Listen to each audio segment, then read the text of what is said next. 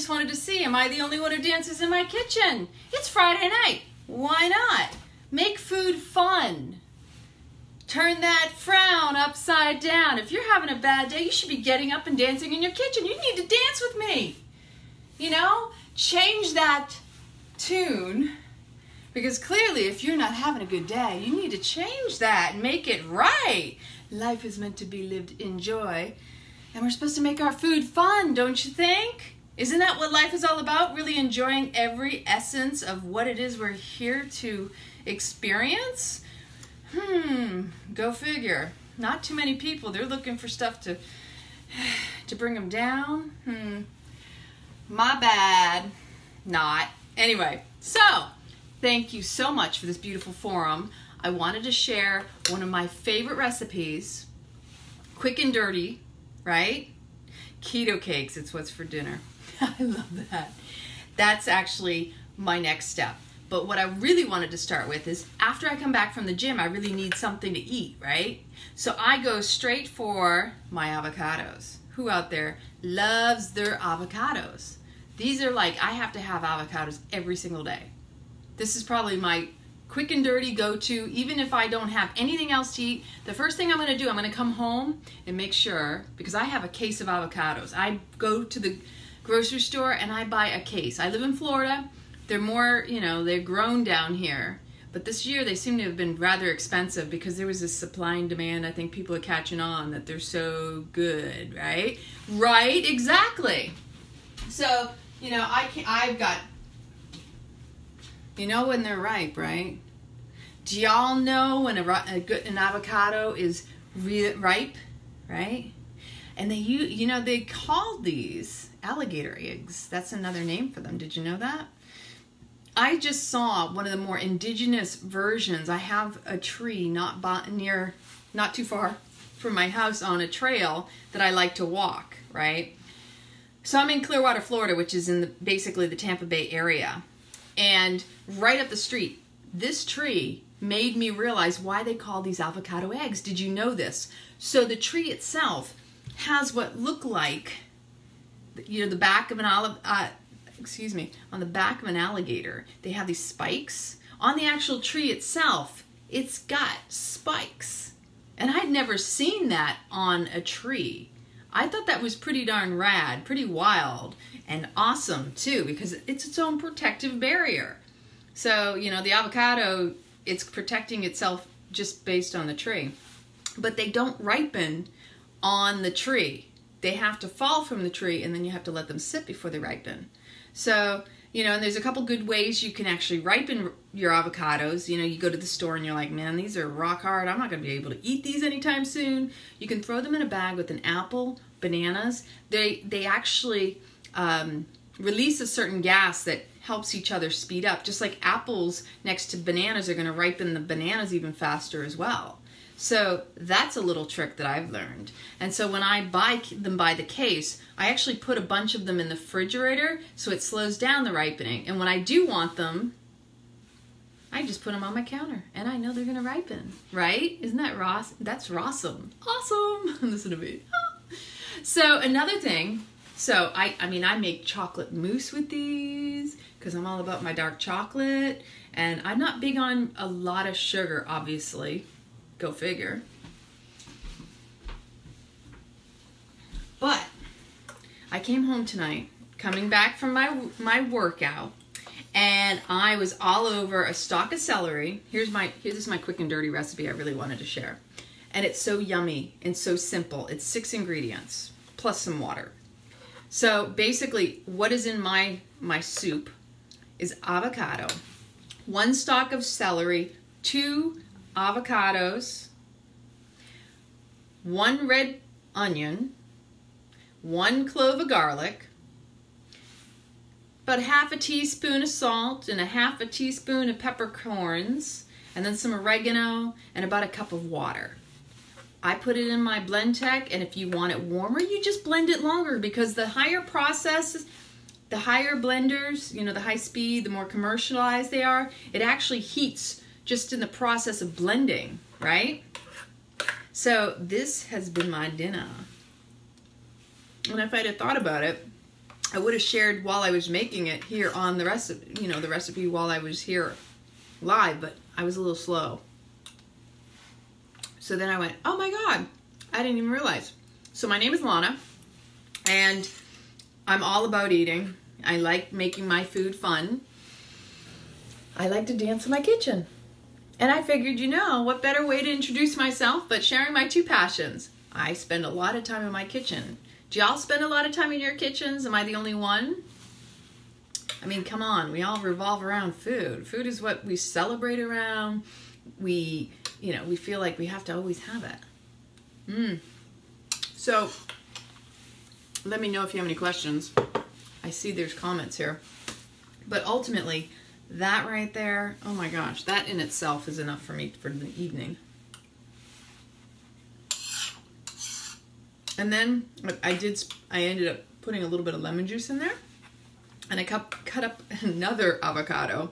So I have actual chunks of cut up avocado too.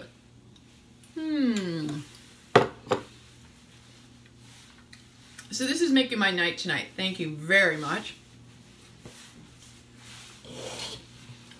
The next thing I'm going to share with you, coconut. Coconut meat is one of my other favorites, right? So I make my own coconut yogurt. And what I have in here right now, coconut, yum. I'm telling you, all these creamy, fatty goodies. So I learned I'm allergic to gluten and wheat. And here's the craziness. My dad had a pizzeria while I was growing up. It's called Bella Mia's Pizzeria and Sub Shop. Now, first off, I'm not Italian. I'm actually part Portuguese, Irish, German, and French in my family.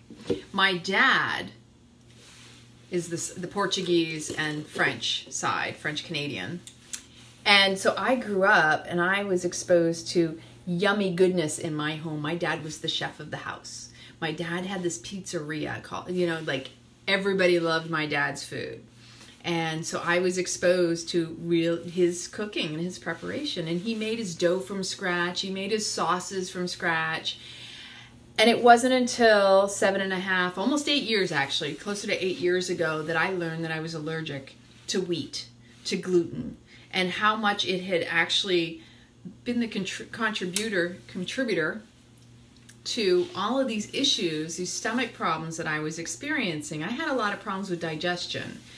And, you know, we don't usually want to talk about this, but when you're doubled over in pain and you can't stand up and you're literally like, I can't breathe, because it causes even more pain and sensitivity in the digestive tract, that, I mean, I suffered from childhood. I would be doubled over and it was normal for me to sit on the toilet like this because I didn't know.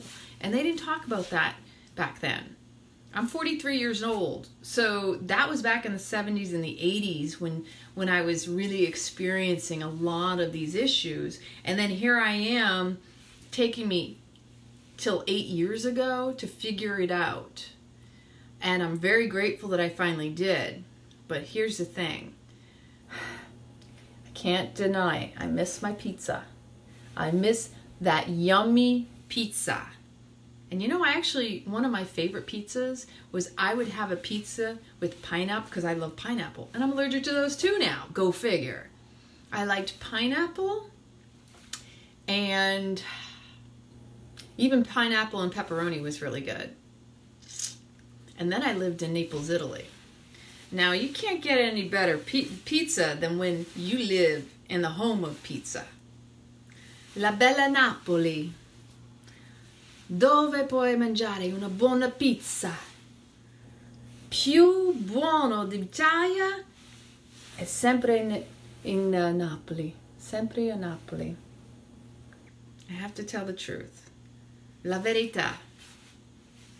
E c'era un ristorante dove loro hanno fatto sempre, quando sono arrivata con il cane mio, una brava pizza nel cuore. In un cuore. They made pizza for me when I went to this particular restaurant. It was called La Donna Margherita. La Donna Margherita. when you went in there, and these guys knew me, I lived up the street. I lived in downtown Naples. So real quick, I was in the Air Force for over 10 years. And so I was exposed to all sorts of cuisine in my career. I was stationed in Belgium. I was stationed in Korea. I lived and worked out of the UK. I worked in the 3-letter agencies in DC. I'd been stationed in Omaha, Nebraska. And Italy. Who doesn't fall in love with, you know, the home of what feels like the most sensual of all the cooking. Italy, hello. And I also worked in Germany, and I lived in Bratislava, Slovakia. Here's the deal, though. They really do know pizza. And in Italy, they also are aware of gluten intolerances. They give a stipend to their people that they give away every month to subsidize those who have celiac disease. Now, 8 years ago, roughly, when I figured out that I was allergic and it finally clicked and it made so much sense, it was a shame because I have to tell you, I went through this process of mourning my pizza. I really missed a good mozzarella di bufala. You can't imagine this pizza, and I mean the pancetta, the parma, you know, these really delicious foods. Because then I had to start thinking about how if I ate that, I had to know, did they preserve it in gluten?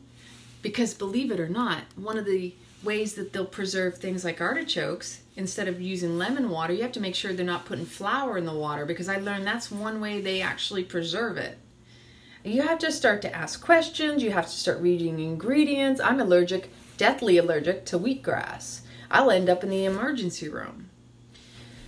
Now, that was crazy. And so during my process of learning what I could or couldn't eat, I thought, you know, somebody told me I could take these digestive enzymes. And so when I went back to Italy, I don't know, was it it was only about within that year, 2011. And I brought these pre-digestible enzymes thinking, well, somebody told me if I take these, that'll help and I'll be okay and it won't cause me problems. Let me tell you, I still had the same sensations. I had swelling, inflammation, body acne. I was lethargic. I woke up the next morning feeling really like, they call it grain brain, wheat belly, all that. But let me tell you, I thought the pizza was so good, I went for a second helping. Like, I mean, you eat a whole pizza over there. You don't eat a small piece. You don't eat a slice. You eat your own individual, nice big pizza because it's satiating. You don't feel full from a full piece. Unlike here, to me, the pizzas here are just crap mostly, unless you find a good Neapolitan pizzeria, which I do know some in the area here. But it wasn't until in 2011, when I went back, I learned that they do have I found some most amazing pizzerias that had gluten-free pizzas. Now my favorite has become, over the time, was this beautiful quattro stagione or ortolana, which really translates to a vegetable pizza because I love eggplant, right? I love my greens, and they have something called friggirelli or friarelli. There's the friggirelli is the Neapolitan way to say it. There's a friarielli that's actually the true Italian way to say it. And it's rape or rape, I think they call it in English. It's from the broccoli family. I love my cruciferous veggies. And then I would have the red sauce. Oh my God. And I do love my mozzarella di bufala.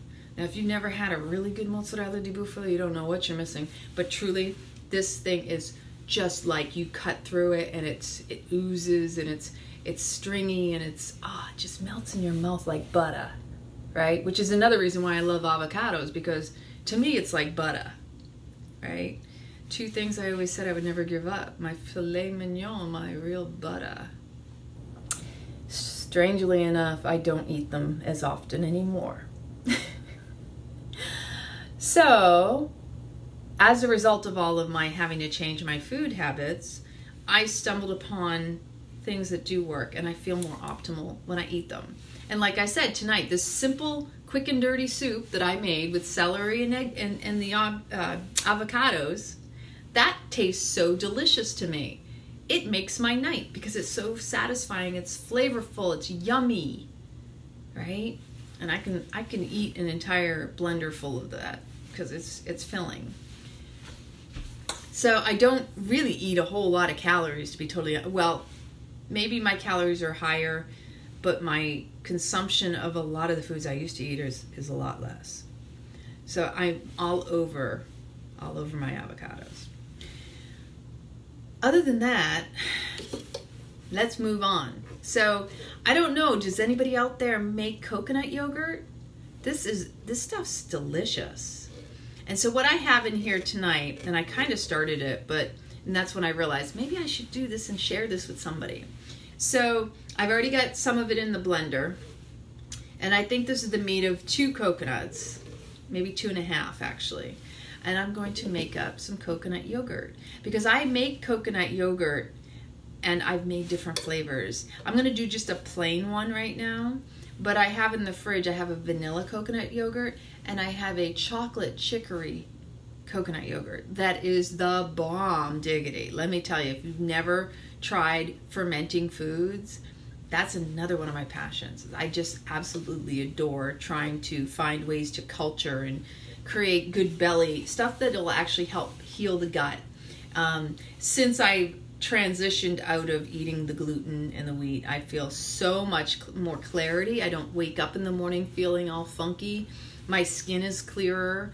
I don't break out on my body. I used to get body acne super bad, like across my chest, on my arms, on my back, especially along my jawline, which soy, that's another story. I don't know how anybody can eat soy, just saying. That stuff's nasty. The only thing good about soy is that it takes on the flavor of anything that you put in it, but in the end, it's all processed crap. Just my humble opinion, right? So, and the next thing I have is also keto pancakes using plantains, which are about half of the carbs of regular bananas. So a lot of people don't ever stop to think to try to use plantains as opposed to making it with the bananas. So I'm always looking for alternatives. And this is why I'm so excited to be able to share this with you, is because we're all about sharing recipes, right? So I'm very grateful for the forum here to be able to share it with you. And I hope you enjoy this, and I hope this is informative. I was reflecting earlier too. There's another thing, you know, a lot of people don't even realize when we talk about the oils, people don't do enough research on oils in this arena, I think. When I was living in Naples, Italy, I was learning about how when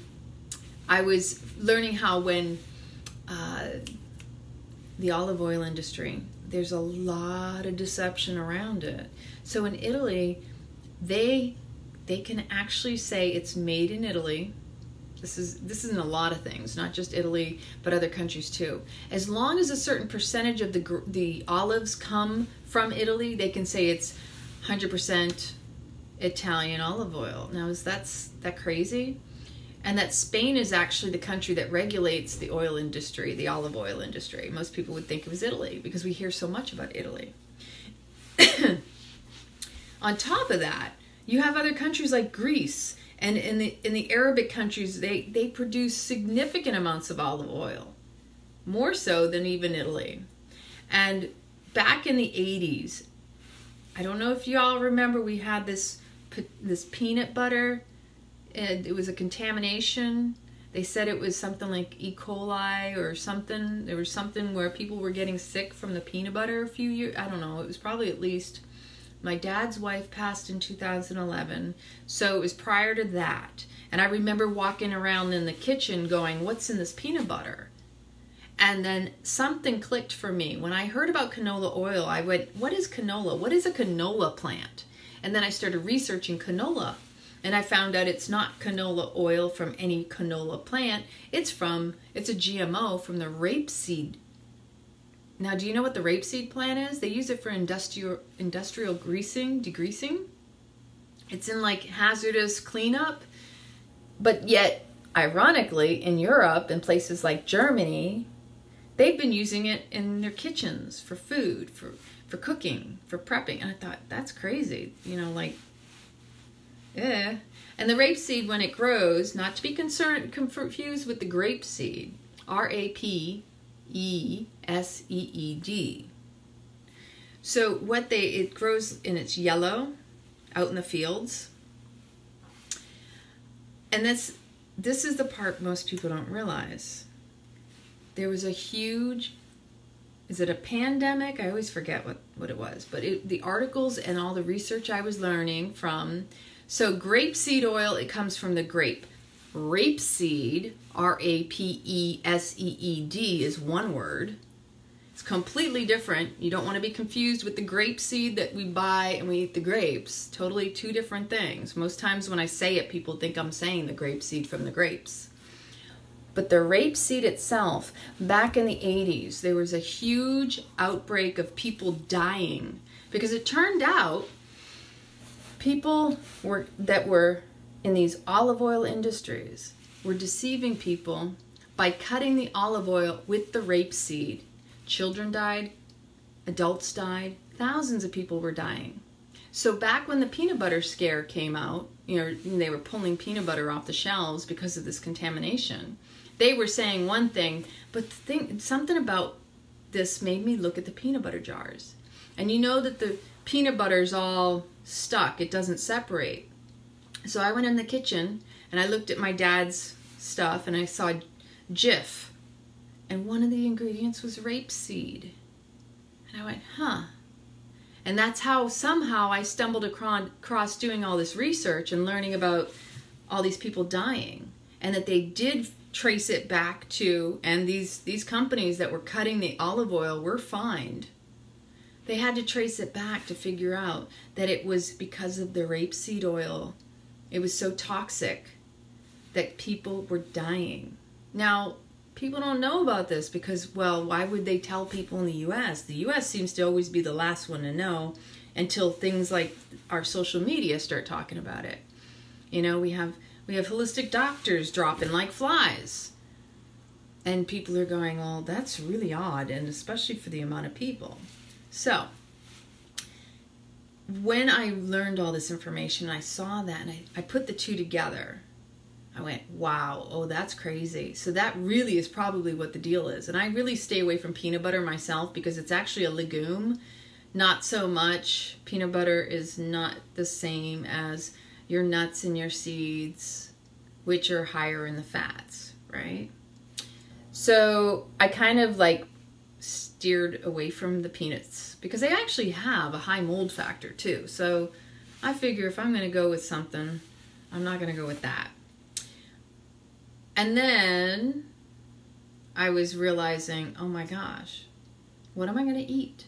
You know, like we start eliminating things and you're like, what am I going to eat? And of course I was grateful that I love avocados so much. And there's so many different things that I do. I find plenty of alternatives for the things I no longer can eat and the things I can eat, right? You focus on what it is you want and you make things work. You do the best with what you can. And you're grateful for it, right? So I hope you're having a great Friday night. I hope everyone's having an amazing time and they've had a good week and it's kind of like, finally, I get to celebrate. It's the weekend and Thanksgiving's coming next week and I know y'all got some good recipes. Hey, speaking of which, oh, Jackie, oh my gosh, can I show you my fridge? You are gonna laugh at my fridge. So I do a lot of chocolate.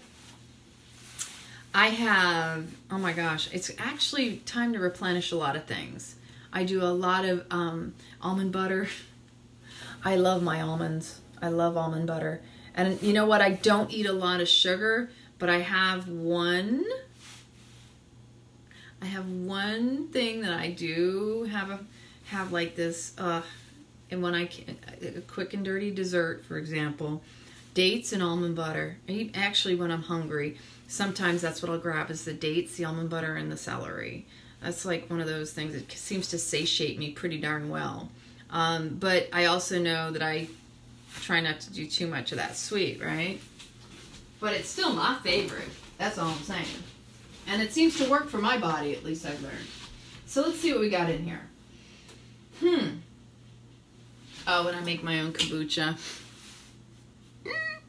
which has also helped my stomach heal a lot. And I do share a lot of my stuff with a lot of my good friends and people that I associate with. So I went from being high impact, step aerobics, kickboxing, you name it. You know, I taught it all, actually. Jazzercise, kickboxing, step aerobics, regular aerobics, Pilates, yoga, you know, and I was a high impact, I was a long distance runner, I ran my marathons, I know, right? Well, here's the thing. The thing about, for me, for kombucha, I don't drink a lot of it. I don't drink a whole bottle of it for certain.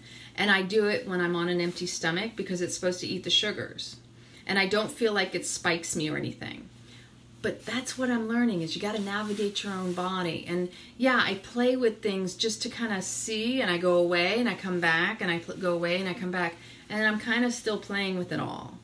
I can tell you what, cutting all that other stuff I just mentioned earlier has significantly gotten away from, I used to have really bad acne. My skin was horrible, right? And I'm still navigating, because sometimes I was diagnosed before I got out of the Air Force with IBS. That's, it turns out, had everything to do with the wheat and the gluten. But I still experience the stress-induced IBS, where I will bloat, I get constipated, and I won't go to the bathroom. And if I have food contamination, that sets me off, and I'm a huge mess. And it takes at least a couple weeks for me to really regulate and get back to normal. It doesn't take much. I'm going to tell you, if someone's allergic, the body, every time you go back, it depends on how clean you are and how good your immune system is for whether or not it's going to recover and bounce back immediately. Because ultimately what it does is it burns away the cilia, which is what moves everything out of the colon, right? And so again, I do a lot of research, and I find it really relevant because it's helped me. And I love to share that information, so I hope this is helpful for somebody. If somebody finds this information that I'm sharing informative, maybe it saves somebody trouble, or maybe it clicks for somebody and goes, whoa, maybe that's a problem that somebody else is experiencing. I'm grateful. If I just touch one person's life, you just made my day. And you don't even have to tell me, but I'm grateful. So again, thank you for this forum and the ability to be able to share. Because, you know, sharing is caring in my world. And I'm all about spreading the love, right? And dancing in my kitchen and sharing in my refrigerator. So what I have, and I love my mayonnaise. It's actually veganese. It's grapeseed related. And then you have, of course, there's nothing better than mustard, right? Does anybody else have a mustard fixation? I love this ground mustard, the real, like, have you any Grey Poupon? Do you remember those commercials? I put some of my flours in here, like the coconut flours, and I use some quinoa flour and some teff flour in there. I've got my bulletproof coffee in there, y'all. I have hemp seeds, are another one of my staples. There's kimchi and sauerkraut. I have my yogurts that I mentioned. So I'm going to use some of this yogurt as a starter because, ooh, I gotta take another bite of my soup, which makes this a kind of a funky combination. So you really, if you ever make your own stuff, I use the probiotics to start, but I try to carry it from one container to the next when I make it.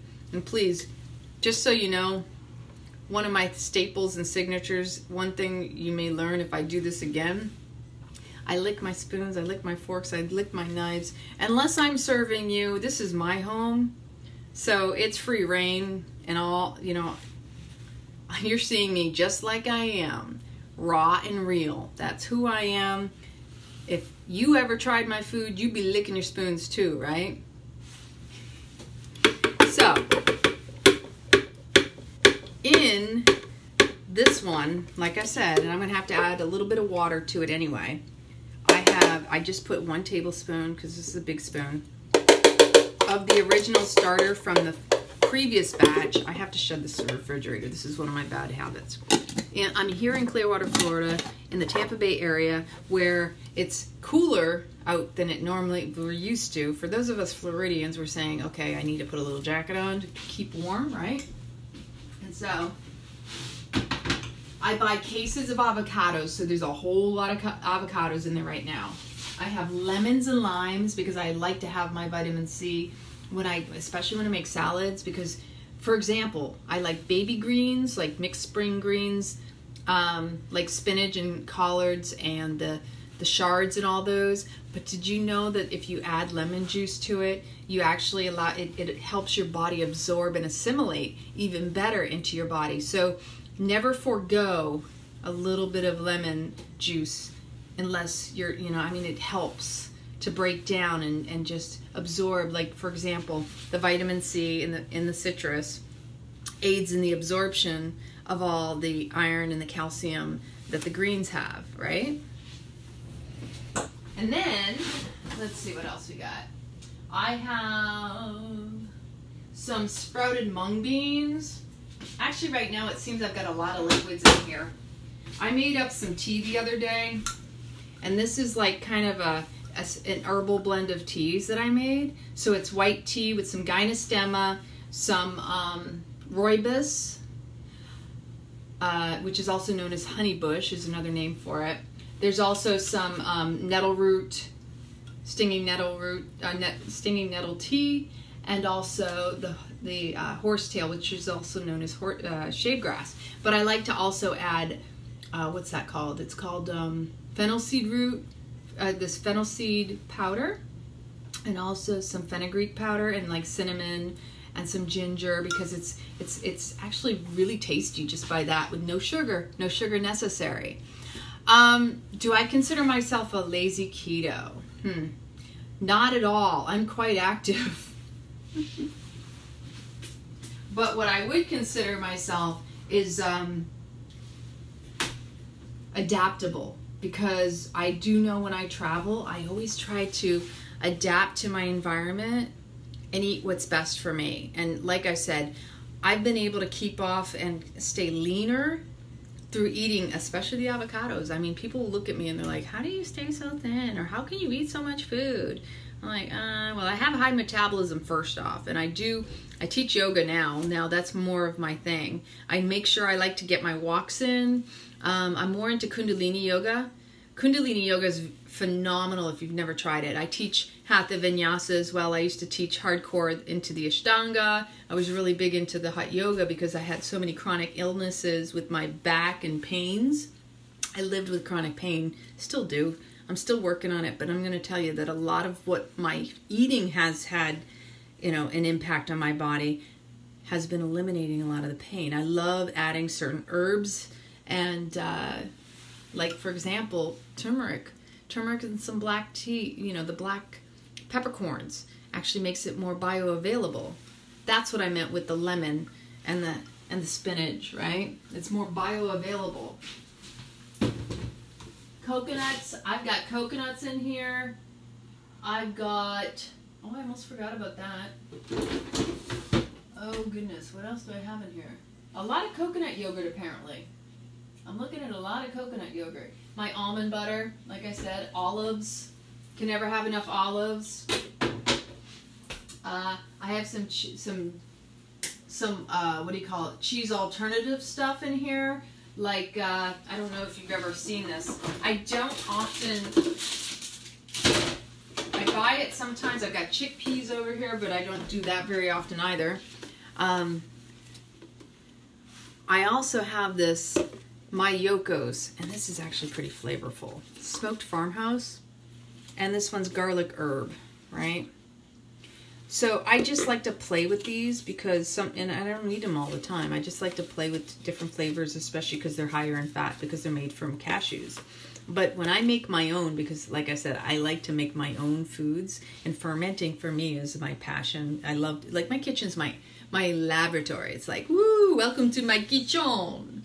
I will prepare something unique, and it will all come from my palette, my rainbow palette of flavors. And it will be delectable and delightful and enliven all of your senses, right? the beauty of food.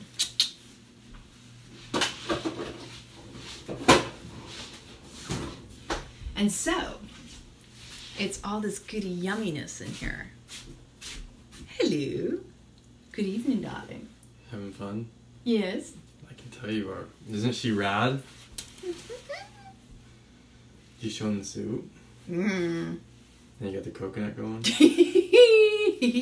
He gets to try all my yummy goodiness over here. Yummy. You got the plantains over there? I do, but I'm going to first do this, and then I'm going to hit the plantains, and we're going to make some plantain. Y'all stick around. She is very knowledgeable about all labels. So if it's keto, vegan, Mediterranean, team human, y'all, this woman is a sensei. She's literally like a Yoda. She's a beautiful Miss Lana. And y'all stay tuned, stay right here, and you will learn a lot. Let me know if you need any help. Ah, thank Okay, you. I love you. Let me do. Are you doing dehydrated, or what are you doing? If I'm doing those pancakes? Yeah. Y'all stick around. Stick around, stick around. Have you ever dehydrated any foods? There's amazing things you can do in here. And now I'm getting warm. So, see, that's the irony, right? If it's hot in the kitchen, you might want to move out or just take off your jacket. So, or turn on the fan. But I don't necessarily want the fan on. So I am going to wrap this around my waist a little bit here. And the thing is I like being in my kitchen. I spend a lot of time in my kitchen. Mostly because, you know, my family, again, it was everything love came in the form of being in the kitchen. And especially, did you know, the hearth, the kitchen, that it is where the women, you know, we express ourselves through our love. We give our love, right? And our hands are an extension of the heart. And so ultimately, when we prepare something with love, and that's how most of us are, that really enjoy cooking. And when we kick someone out, it's because we really want to infuse it with what is really deep within our heart, right? Is anybody else out there like that? Can you relate to what I'm saying in that? Because I know for myself, I truly adore preparing foods. And I really want it to be of the highest value and vibration. I infuse the energy of love in everything that I prepare. And if you can relate, please let me know what is your favorite flavor in the kitchen. So what I'm going to do with this is I'm going to put this over on the blender. I'm going to blend it up, and then I'm going to pour it in a jar, and it'll sit for a few hours. Maybe it'll sit through the morning, actually, because it takes a certain amount of time for that culturing to occur. And I leave a certain amount of space in the container itself when I'm making this. But blending it up,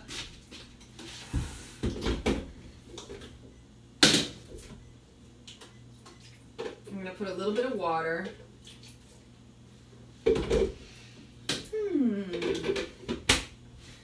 Anybody out there doing anything special tonight?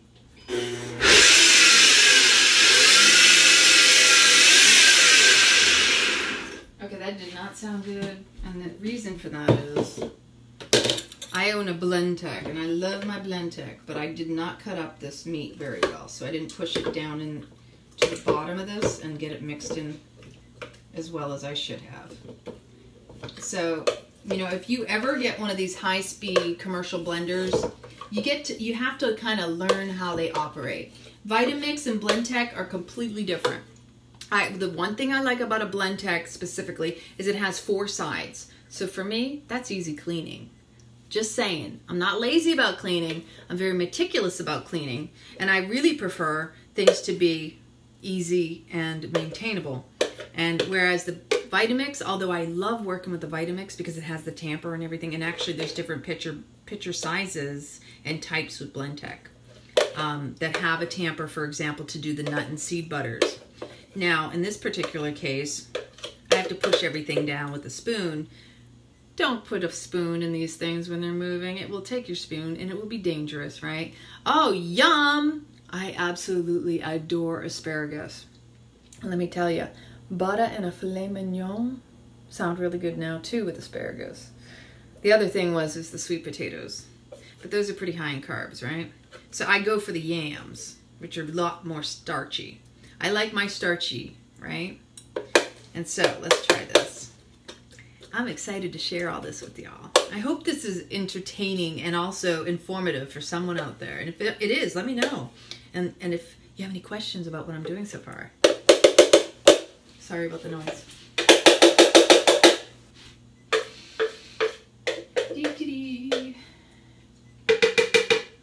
Anybody got any good jokes out there? Hey, how about this? Are you comedian fans? Do you have any favorite comedians? Mine was always George Carlin. Phenomenal man, wasn't he?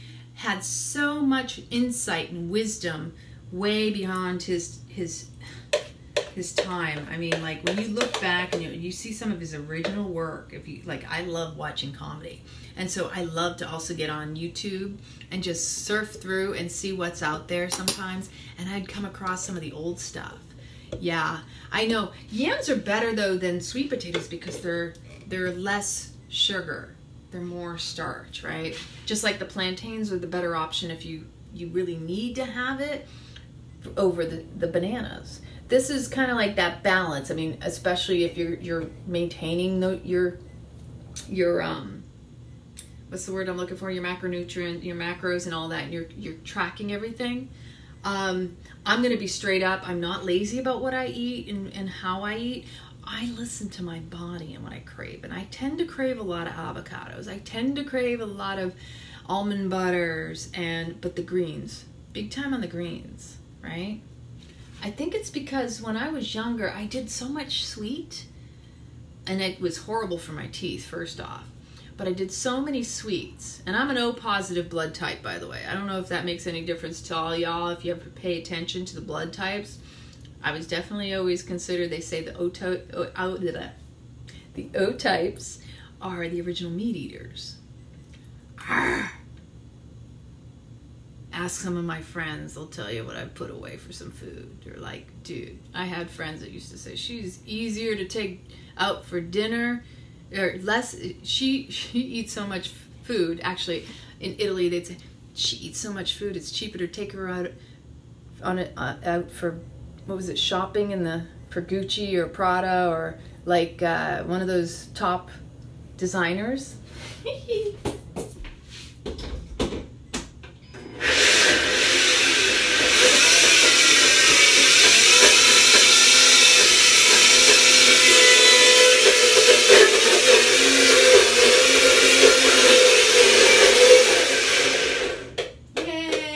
It's starting to mix around, but I think I need more water because it definitely is having a struggle down there.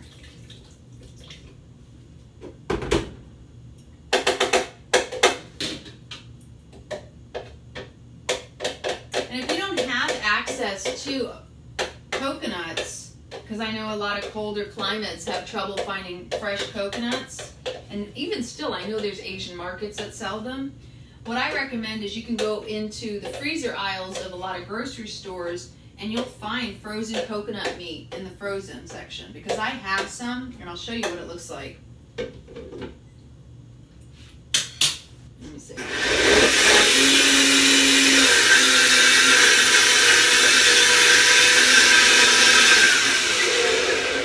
Still needs more water.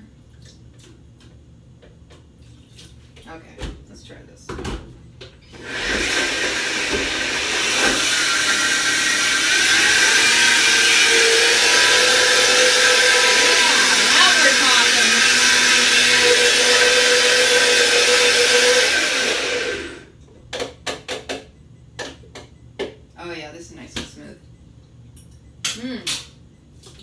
And this one I'm not sweetening. It's just going to be a plain one. I'm going to make it a little creamier. And if you do it just right, you can even add a little salt, because when you ferment, the fermentations, they will eat the salt or the sugar. So if you notice, with yogurt, it's going for the sugar. With things like cabbage, sauerkraut, it's going for the salt. And so I like to also use, and I could turn this into like a cream cheese, or I can make a fermented cheese. Actually, that may be what I do, because I'm playing with flavors. And so what I'm gonna do is add a little bit of Himalayan sea salt. I also like to use dulse as an alternative to salting. You know, I don't always do the salt because it has that, it'll provide you the iodine, it'll provide you the different minerals and nutrients that most of us are depleted of.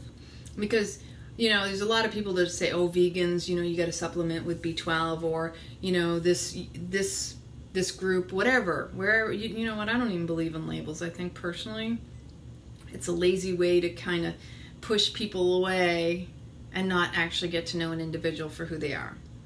I'm not vegan, I'm not vegetarian, I'm not carnivore, I'm not this, I'm just me. I own leather, why would I ever say that? Or, you know, I have a pet, and there's all sorts of things, you know, people get lazy and they forget. We're all human, we just want to connect, and we want to share and enjoy and smile and laugh and just experience this life in joy, right? So, ooh, hello. It's fun. It's fun to experiment and play with your food. And what was I about to say? Anyway, I like to play and mix it up. But B12, even if you're a meat eater, you can still be deficient, okay? There's a lot of deficiency in all areas because our food supply has been depleted. Even our fields, the food is grown in, they're completely stripped of nutrients. And so we all have to find ways to supplement what we are eating, right? Because we're not necessarily all getting what we need. This is the irony. So they'll tell you, oh, you should eat more of this, you should eat more of that. Well, you know, maybe we need to just listen to our body's wisdom and just tune in and tap into what's going on. So one thing I've learned is you need to tap into your body's wisdom. You need to heal it to feel it. And it's not just about what you eat. It's about what's in your head, what's going on in your mind that dictates what you eat, how often you eat, and whether or not it's pleasurable and it's being digested properly. Because if you're in a state of fight or flight, this is a great example. You know, fight or flight, it causes the injection of the cortisol and the adrenaline rush into the body. Did you know that if you're upset or you're excited, one extreme or the other, that the minute you decide you're going to eat, when you're in that state, you're physiologically in that state, believe it or not, your food is not going to digest properly. You're going to lose most of it. It's going to pass through your system. If this isn't in a good state, then none of this is going to operate properly because your body responds to what's going on in your mind. And this is the part that most of us just start feeding ourselves. We're stressed, we reach for something, but we never stop to think why we reached for that. Is it because of this or because we were listening to this body? The body responds to the mind. The body reacts to the mind. The body doesn't tell you, hey, by the way, I know you think you're hungry, but I'm not. Or please don't put that food in my body, I really just need this. It's this mind-body-soul connection. We really need to be more attuned to what's going on within ourselves, right?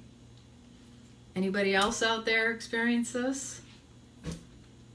Just been my experience, but I love to share it because I've really found it to be very beneficial for myself because I'm stressy. I'll reach for something because I'm wanting to distract myself and not deal with what it is I wanted, what I should be doing, for example. Like when I'm sitting at my computer, I'll be working on something and I'll feel like all of a sudden I'll think I need to get up and go do something in the kitchen. Well, let me tell you, like I said in the beginning, I spend a lot of my time in the kitchen because I love to cook. So I can use that a great distraction to keep me away from doing something I need to do, from a responsibility that maybe I need to do, right? It's like, here's a good example. Do y'all need to do your taxes? I do. I'm a little behind. But sometimes I'm like, oh, but I need to eat, so let me go in the kitchen. And it's so easy for me because I like to create new things. So I go in the kitchen and I'm happy doing my kitchen stuff, putting that out of my mind, even though I know I need to come back to doing my taxes or whatever else it is I need to do. You know, isn't that an interesting dynamic? So the next time you reach to eat, ask yourself, am I really hungry? Am I reaching for something out of stress? Am I in fight or flight? And how engaged are you in your eating? Do you take time to truly enjoy and let it nourish you and enliven all of your senses? Because that's another thing I find fascinating. This word sensual. And for me, food is sensual. And it should be. Because sensuality has nothing to do with saying sexuality. Though for some reason, there's this very close fine line that people will equate the two together, right? Sensuality means you're engaging all of your senses. That's your sight, your hearing, your smelling, your tasting and touching, all of that. And then you have your intuition as well, right? And the intuition, into me I see, is what will dictate how that all comes to be, right? So the true intimacy, not physical with another person, is really the into me I see. I see in the reflection of what it is I'm reaching for and how I'm engaging with it. When you put food in your mouth, how do you start? When you breathe in a breath, how do you start? Where's your mind? It's like once you tap into your mind, you're like, whoa, how about that? Where was I just now? Am I right here, right now, in this moment? You know, do we live in the moment, or do we live in the future, or are we stuck in the past? You know, I teach yoga, so I always ask, where's your head? If you're centered, ears over your shoulders, shoulders over your hips, what you'll find is you're in the present. Your thoughts can waver forward and back, but you're more present. And then, if you're stuck in the past, your head is jutting back, right? And nobody can live in the present if they're stuck in the past, right? Ironically, for every inch your head is jutting forward and you're stuck in the future, which doesn't even exist yet, you're putting 10 pounds of pressure back here in between the shoulder blades. And guess what?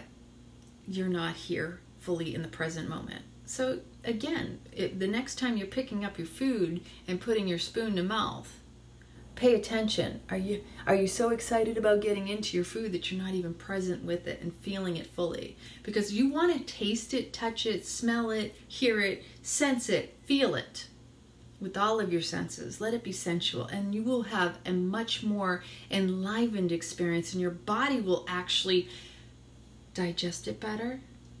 It will enliven and give you a higher vibration of energy.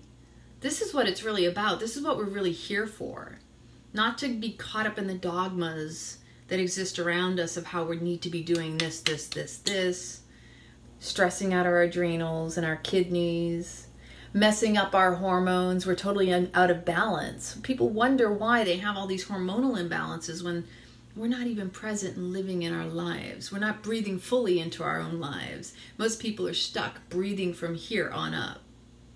You know, to the idea to breathe fully into your belly, as opposed to stuck and catching yourself and cutting yourself off from the life force of breath. Or being in gratitude for everything that you have in your life, right? So back to the cheese. Coconut cheese, that is.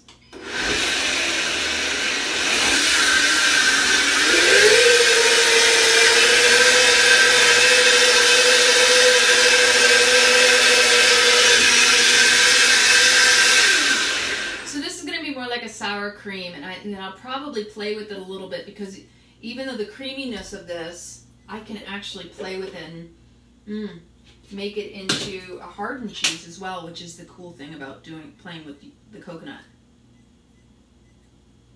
Oh yeah, it's going to be really tangy, really flavorful. And I also like to flavor it with different herbs and spices, because on top of that, oh yeah, that's like a really cool milky sour cream. And I'm going to add a little bit more salt to it because it's really nice. I don't know if y'all do this at home, but this is one of my favorite things to do, because then I don't have to go out and try to find things out in the stores packaged, and who knows who made it and what all that's really gone through to get to me. I like to get things closest to source as possible.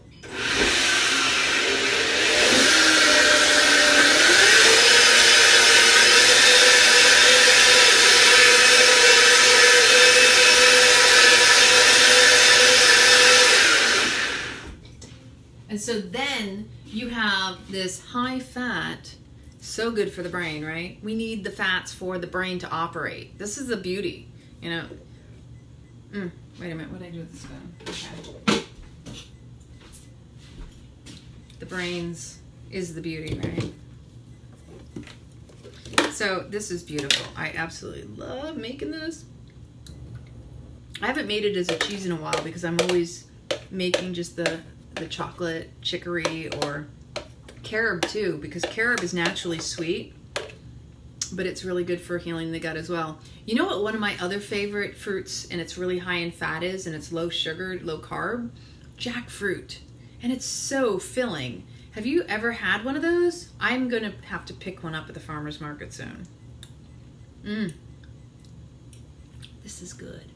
Look at that. Can you see that? That is coconut cheese. And it's, oh wait, there's still stuff that needs to be, It appears, it's tricking me because it's sticking to the sides of the, I have to blend it one more time and then I'll be done. But it's because I love these high-speed blenders, it comes out so creamy, you know? So,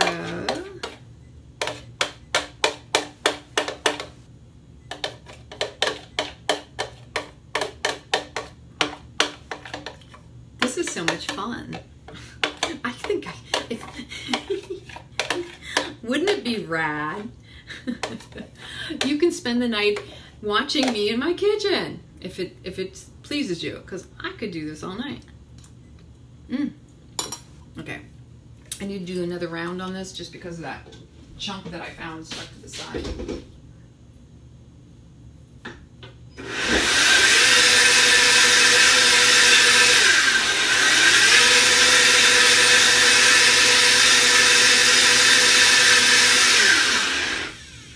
What I do want to know, am I the only one who tends to pull all-nighters in their kitchen though? Because I do that. And it's hilarious because I will get busy doing something and I have all this energy that I just don't feel tired. Of course it eventually catches up with me, so don't get me wrong. And I'm just ready to just clear my house, clean my house, go and do all my loads of laundry if I even have any laundry to do, because I might have already done that. I'm very, very productive, it seems, especially when I pull all-nighters. I might actually get my taxes done tonight. You just never know. So, and I'm known for licking my spoons, my knives, my forks, my blender. And I say this because if y'all don't make good enough food, you don't know what you're missing. Come on, again. This stuff is so good. It's so yummy. I have friends who are like, I wish I lived with you. And I like my food. And I like to share my food. So I have had people show up at my house. And they didn't want to leave. And I will tell you this. I am very, very picky about who I invite in my space, as well as anybody should be. Because who you invite in your space, that's your sacred space, like your home. You know, like the sign should say outside of everyone's home. Take responsibility for yourself and what you bring into my home. Because if you're going to step into my home, I want it to be a loving connection. So I'm going to place this in a jar. The cool thing about these pictures is it tells you how many ounces this is. And I think these are 28 ounces. So I have a mason jar that it's going to sit in on the countertop. Okay, so here's what I did, Jackie. I have about a coconut and a half, no, 2 coconuts, the meat of 2 coconuts, 2 and a half. Exactly, that's what I'm telling you right now. This is 2.5 coconuts worth of coconut meat. Oh, that's what I was going to show you. Thank you for asking that. I appreciate it.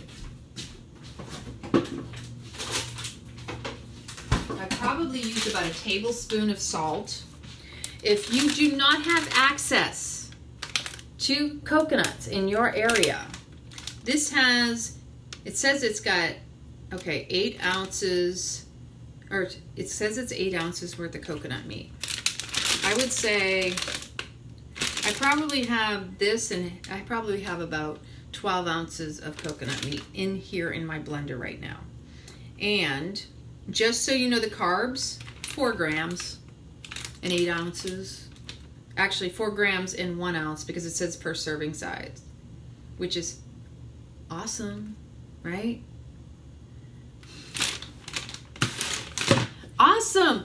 Where in Alaska are you? My sister was living up in,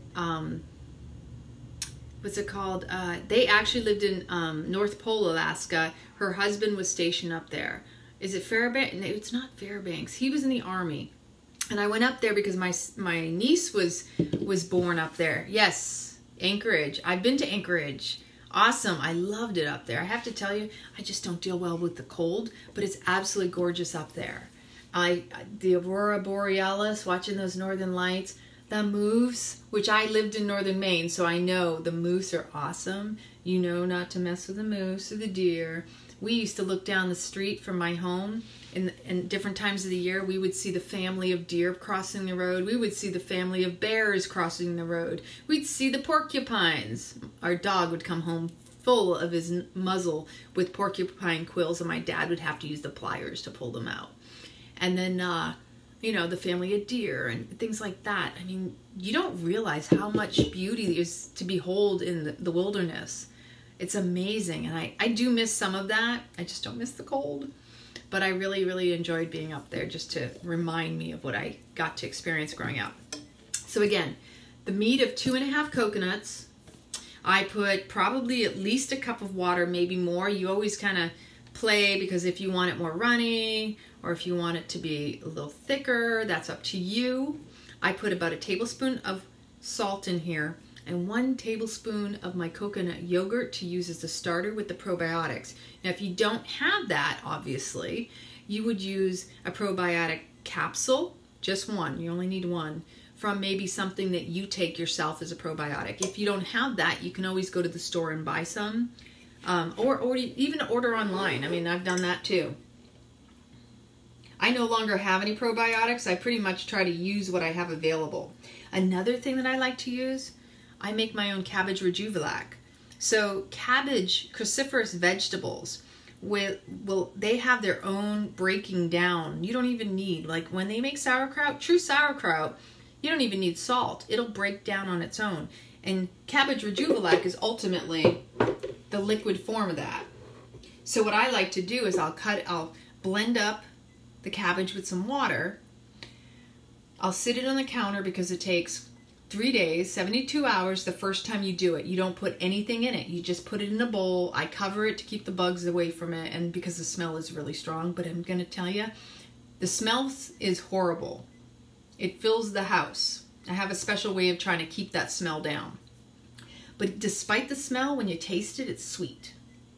And I like to use that as a starter for making cheeses, my nut and seed cheeses. And I have another special little treat. When I make pestos, I make a lacto-fermented pesto. And instead of using like the refined oils, I like to use, and I mix it up because sometimes I do use a little of the refined oils, like the olive oil or a couple other different oils. And I will mix it with the avocados. And then I use some of that cabbage rejuvenac pulp, because what you do is you separate the pulp, and I keep that in a jar, and you can just use a spoon or 2 of that, and it acts as a starter. And so in that case, you could use that for making this particular type of yogurt. It's really cool stuff. If you've never tried this, it's a lot of fun. Ooh, hello. So this is really rad because I have not made a coconut cheese in a long time. I've made the coconut yogurts, but I haven't made it as a cheese in a while. And one of the things I really like to do, which I'll have to do separately, because tonight I'm going to go straight on to the plantain pancakes next.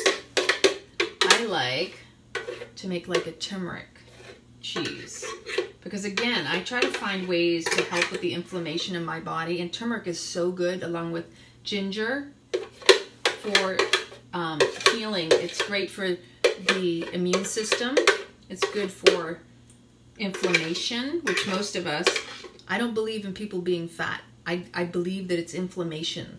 I believe it's inflammation in the body, because inflammation ultimately is the white blood cells in your body increase when it's trying to heal itself.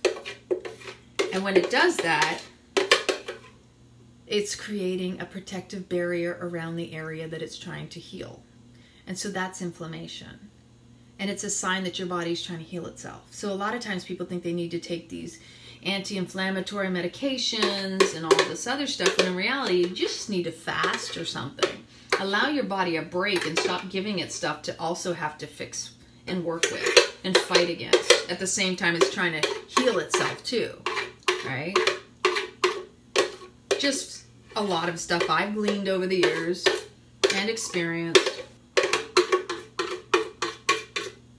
But you have to figure it out for yourself, right? I know, and plantains are so much lower in the carbs, right? They're half the carbs of bananas. So they're more optimal if you have to have, you know, to keep your carbs low. Oh, thanks, Kitchen Magician. Yeah, I like that.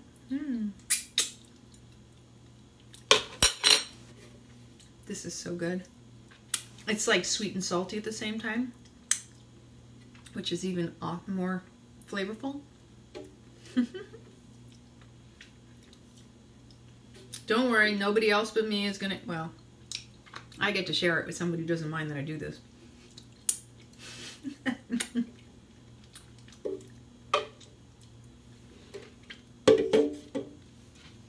Okay, so just to clean off the top.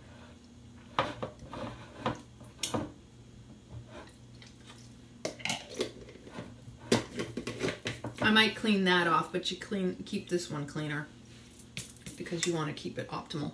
So look at how pretty that is. And it's already starting to ferment just from the little bit that I put in there. You see these the aeration? What happens is it'll start to bubble up on the sides, and this will grow. This is the cool thing. So you got to remember, you have all these bacteria, and we have a new moon in the morning. You have all this bacteria, and it's being fed by the salt or the sugar, and it's creating this process, this alchemical process, right? Alchemy, turning things into gold, right? The alchemical process of food, right? It makes it that much more, it's assimilable in your body. So I love this. This stuff is so much fun for me. So for me, it's called kitchen alchemy, right? All right, I do need to take my rings off. I'm not trying to put my food in get my food in my jewelry and my jewelry in my food. So, oh, and I need to put this back. But then again, like I said, if you don't have access to coconuts, young Thai coconuts, this is a beautiful way to to utilize it. Do I have to open the top and release the air? No, in fact, that's the scary thing. So room temperature, it may, depending on how, and here's what I learned in all of my culturing. As you come closer to a full moon or a new moon within the 3-day window, 3 to 5 days, even your stomach, pay attention to this. The enzymes, the bacteria in your stomach, you'll find yourself more hungry, which is why I guess they say it's really beneficial to fast, because then you're going to burn off all that excess fat, right? Like if you want to really, that's a good way to get rid of any inflammation. It speeds up. So it's like, have you ever noticed your animals, they start to act up coming up to a new moon or a full moon? Buddy's been all over the place tonight. He's wanted to go in and out, in and out, in and out. He went and rolled around in his own poop today. So we know it's got to be the moon, right? But we don't always think like that. I leave this on the counter and I try to keep this as tight as possible. Trust me. It's already got oxygen in there and it's going to still move. I know that you can get those tops and lids for all these other ferments, and I do need to get one of those specifically for kimchi and things like that, or just a crock, because you have to keep things immersed. But because this is different than kimchi and sauerkraut and all that type of ferment, it's going to be covered because it's more lactated, let's say, or is that a good word for that? It's more mixed around. There's lactate in the sense of this form. So, this one could be anywhere to 4, 6, or 8 hours. But my suspicion is because of the new moon, I will probably have to put it in the refrigerator by 8 o'clock in the morning. Most likely. That's my suspicion. And that's using 1 tablespoon of the prior culture from the other coconut yogurt. But let me tell you, when it does start to grow, it can still come through those caps, because those caps are not they're not sealed properly. They're not like super sealing. They're not suctioning it off, and it's not vacuum sealed. It's just something to know. All right. So I really need to clean this. Any other questions? I hope that helps, and I hope you got all the recipe ingredients, because it's so simple. It's super easy. What'd I say, 3 ingredients? And actually, I think this particular one, I added a little coconut yogurt or coconut oil. I added about a 1/4 cup of coconut oil to it earlier, so that it would give it a little bit more hardening. I'm shameless when I go out to restaurants. I don't know if y'all have this problem.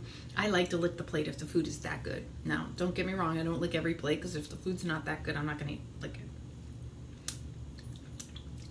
But you should enjoy your food, right? Don't be ashamed. Don't feel scared that someone's going to judge you, because it's nobody's business, nor yours, what somebody thinks of you. Sometimes people think that just because we all have opinions, we need to voice them.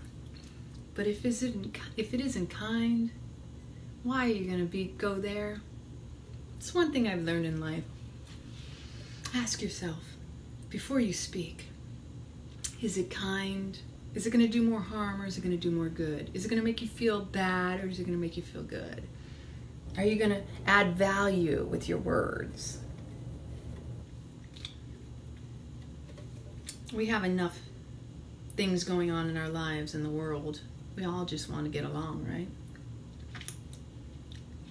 We're all looking for something to connect with, and food is the greatest way to do it.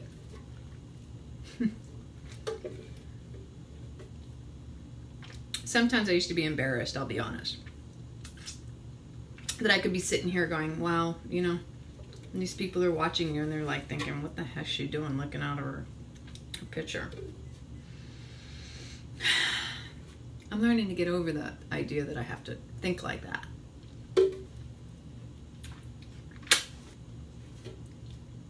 I've also learned to have compassion, to understand that when we judge another person, it's really because we're not very comfortable with ourselves. How do I know that? Because I used to do it. It takes one to know one. And I own that I could be pretty judgmental. And first thing, I'm judgmental with myself. And so it was easy for me to project that judgment onto others. That if I have this negative inner dialogue, then I was also voicing it outward of myself. And the harsher a person is towards you, it's much more amplified on the inside. You start to learn, wow, you know, you see these old women or these old men, these bitter old ladies or these bitter old men, grumpy old men. All that shows is they need the most compassion and love, right? Because they're beating themselves up on the inside if they're shooting it out at you. And all I can do is say, God bless them, and pray for them and send them love. Oodles of love. I mean, truly, that's all we all need. And somehow, in the course of their life, clearly, they weren't treated well. So they don't know how to treat themselves well. If you're not taught that you're worthy, and you haven't figured out that you are on your own, that's painful. That's trauma. We're all trying to recover from something, aren't we? We get older, we realize we're going, oh my gosh, what the heck is that all about? Who said I had to be miserable? Who said I had to feel crappy, or that it's normal to feel like that? Or it's normal to look like that? Or I'm just getting older, so that's normal. Whose version of normal are we living? Did someone tell us that, plant that in our head? I think so. It was planted in us to think we're supposed to suffer. Oh, the life. Oh, woe is me. I'm a victim of my circumstances. And I choose it to be. The mind is a powerful thing.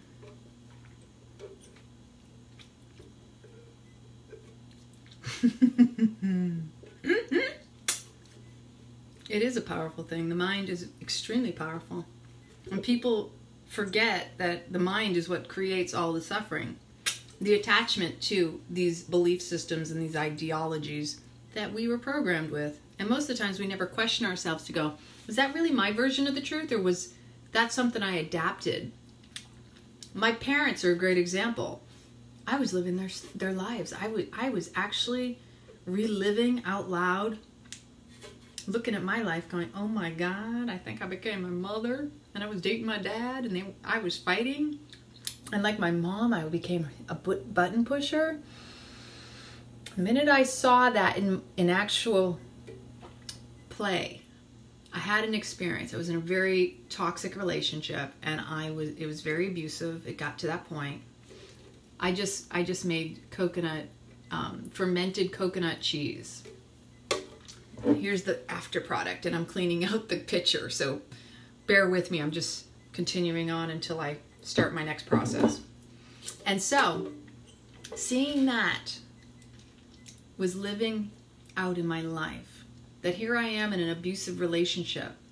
Wasn't because I deserved it, but I attracted it because in my mind I had held on this version of my parents, which I had witnessed growing up, to where my mother would get to a point where she'd push my dad's buttons and cause him to become abusive and physically violent toward her. Now, that doesn't mean that he was that type of person. It was just the dynamics of the situation, and the two of them did not belong together because they were both unhealed people, and hurt people, right? If you're unhealed, you're going to attract someone else that's unhealed. Two people can't come together unless they are on the same level. So a healed person is going to attract a healed person, and an unhealed and unhealthy person will attract the same to them. Life shows up to you where you're at. It's not where you want to be, but wherever you are on the inside. So if you're like the grumpy old man or the bitter old lady, unfortunately, that's why I say you need to be compassionate, because unfortunately within them, they're continuing to repeat. They're continuing repeating the experiences that brought them to where they're at. And so unfortunately, if your internal negative self-talk is so strong that it's reflected on the outside, then you're only going to attract that to you. Does anybody else experience that or had that revelation in their own life? I certainly have.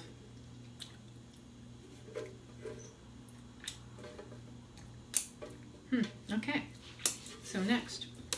So I'm just going to rinse this out and put some hot soapy water in it because it is coconut. And it's kind of greasy-ish, oily-ish.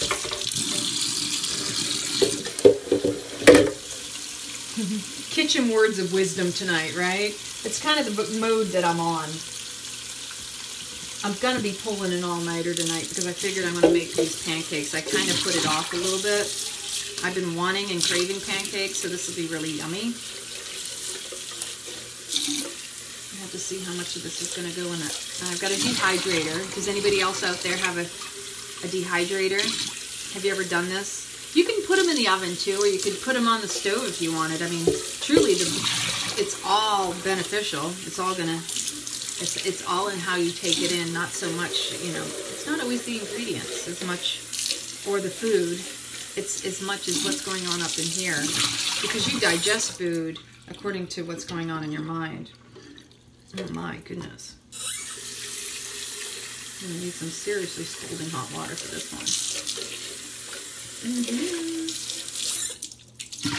one. All right, so soapy water time.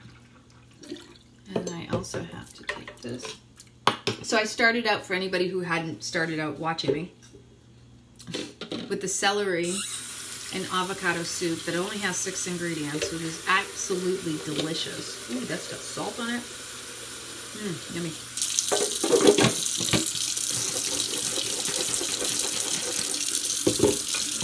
So yeah, I lick everything, but I'm very clean about cleanup. I actually go through and I meticulously clean all of my dishes and plates. And so it's kind of funny because somebody would say, oh, well, you know, she's doing all that stuff. I don't know. She doesn't seem OCD. Well, trust me. I'm doing it because it's my stuff. If somebody else were to come into my house and eat my food, I guarantee you're eating off of pristinely clean plates and dishes. And so when I bring kombucha to my friends and I let them borrow my bottles, I always say, please just put soap and water in the bottles. Trust me, I'm going to clean them really, really well. And inevitably, I swear my friends think they're helping me when they clean them, and then I still get them home and I still see stuff inside of the bottle that caked on in the inside. And I'm like, man, they just gave me more work. If they just put soapy water, it would have been easier. Made my life easier at least. So, but this is my celery avocado soup, and I'm going to have a bite because I'm hungry.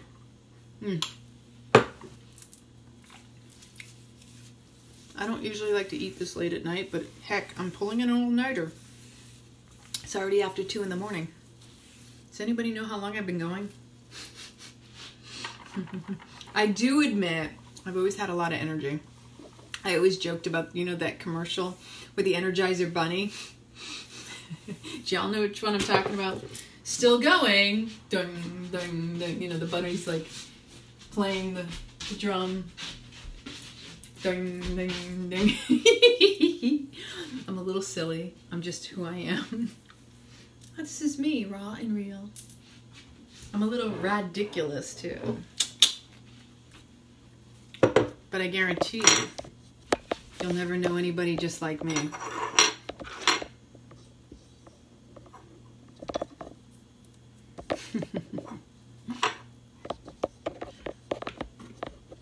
I like the way my friends describe me. It's actually kind of fun. They tell me, there's nobody like you, Lana. Trust us. We know. I'm like, oh, thank you. It's good to know. Have y'all had jackfruit? Like I said, this stuff, this is the dried stuff. And I know you can order this online. You can find it in the grocery stores. But I'm going to tell you, there's a huge difference between drying it and getting it fresh. I'm not fond of it dried. Although you can soak it, it's still not going to even own up to when it's fresh. It's a messy process when you get a fresh one, but you take it and you have to coat everything in coconut. Make sure you got a big sink, and the way you have to open it up, cut it, pull that meat out, separate it, it's something, it's worth the work. Let me put it that way. And you could feed a family because it's so filling and it's high in fat, low in carbs. Super healing for the gut. I think it became one of my favorite fruits. It added to my list of favorite fruits is what I should say. Because I truly, the flavor. Have you ever had juicy fruit gum? Because that's where they got the flavor from. It's juicy fruit gum flavor, but the juicy fruit gum really came from that. They came up with the idea, and that's where they came up with that flavor. Just a little random trivia information. So I'm going to food processor this. Hopefully I have enough space in this. I might have to make 2 batches, which is perfectly fine with me. I'm going to be up all night. You can stay up all night with me. How's that sound? Oh, itchies. Oh. Okay, so I'm going to put this down.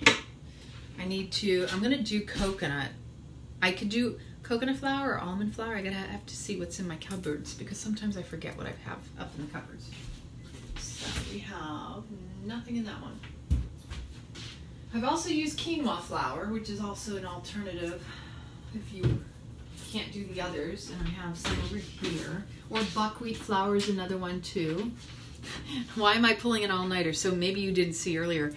Sometimes I'm just a little wired for energy and I just keep on going and doing things because I know I need to get things done. And I'm much more, I don't know what it is about the nighttime. And we have this new moon, so I just seem to have all this energy. I just feel like, okay, I start doing one thing and then I start doing another. And for some reason, I just decided I was going to show up and share a recipe with y'all. And then I thought, wait a minute, I've got a couple recipes. So maybe there's some people out there that find some value in the recipes I'm sharing. And I truly think that There's always somebody, and the cool thing is people can come and go, and you can watch it later probably. You know, I love Facebook. There's so much free content available, and I figured, you know what, I'm going to spread the love and share some of my free content. Sounds good? Yay! And I'll dance again too if you really want. I'll throw on some more music. We'll dance around my kitchen. If you have any special requests, I'll play it and I'll dance, and you can dance with me. I think I can even invite people too if somebody wanted to join, or you could ask to join. But you have to just, one little thing I would ask, just be kind, because I'm a kind person and I like to spread love, and I'm all about sharing, because sharing's caring, and so I'm sharing this information with you. And I so appreciate those of you who are watching, and if you are finding value in this, because that means that I'm doing it for the right reasons and it's getting to the right people. Okay, so I'm looking for flour. I have buckwheat flour, almond flour. I know I have coconut flour, and I have coconut flakes, and I have green banana flour. Well, no, that's not what we're going to use tonight. I have flaxseed. Actually, that's what we're going to use to bind it. I'm sorry I disappeared off the screen. I'm right here, peekaboo. Tag, you're it. I also know, I was thinking coconut flour, but maybe I'm going to go with the almond flour. Darn, I thought I had that handy. It might be in the refrigerator. Sometimes I throw a lot of stuff in the fridge because here in Florida you want to kind of keep things away from bugs. Like there's these little, what do they call them? I have an ant issue sometimes, but there's these little there's a special word for them, but they get into flowers. I don't know about anybody else, but I don't like bugs in my food. Okay, so I think if I do have it, I have finely shredded, and then I have the coconut flour right here. Yep, here we go. Coconut flour. I'm gonna play with the coconut flour. So let me see. And I have recipes to share. So if this really interests you, let me know in the comments, and I will make sure to post them in the comments as well. Yay! So we've got it. I'm going to use, all right, first, 1 cup. Oh man, I got to measure this. Okay, here's another funny thing about me. I have a hard time with measurements. I tend to just throw stuff together and just let it unfold. So when I do put together recipes, which this is something I've made before, when I do put together recipes, it really means something if I took the time to write it out. My little sister and I have this little joke. She'll call me up and she'll be all excited about this amazing recipe. I'll do the same thing with her. I'm like, oh my gosh, I just made the best pancakes, right? And we start to laugh at each other. And the laughter is because we're like, did you write it down? Because my youngest sister and I are the food connoisseurs in the house. We're the true kitchen magicians, right? We cook, we prepare from the heart. She has a different style. Her food's amazing. And I have my style, and my food's amazing. And I'm going to tell you, it's hilarious when she says that and I say that to her. We start laughing and cracking up. We make each other laugh. I mean, there's a lot of laughter in my family. And it's mostly humility, because we use laughter to deal with a lot of the stuff growing up that we were going through.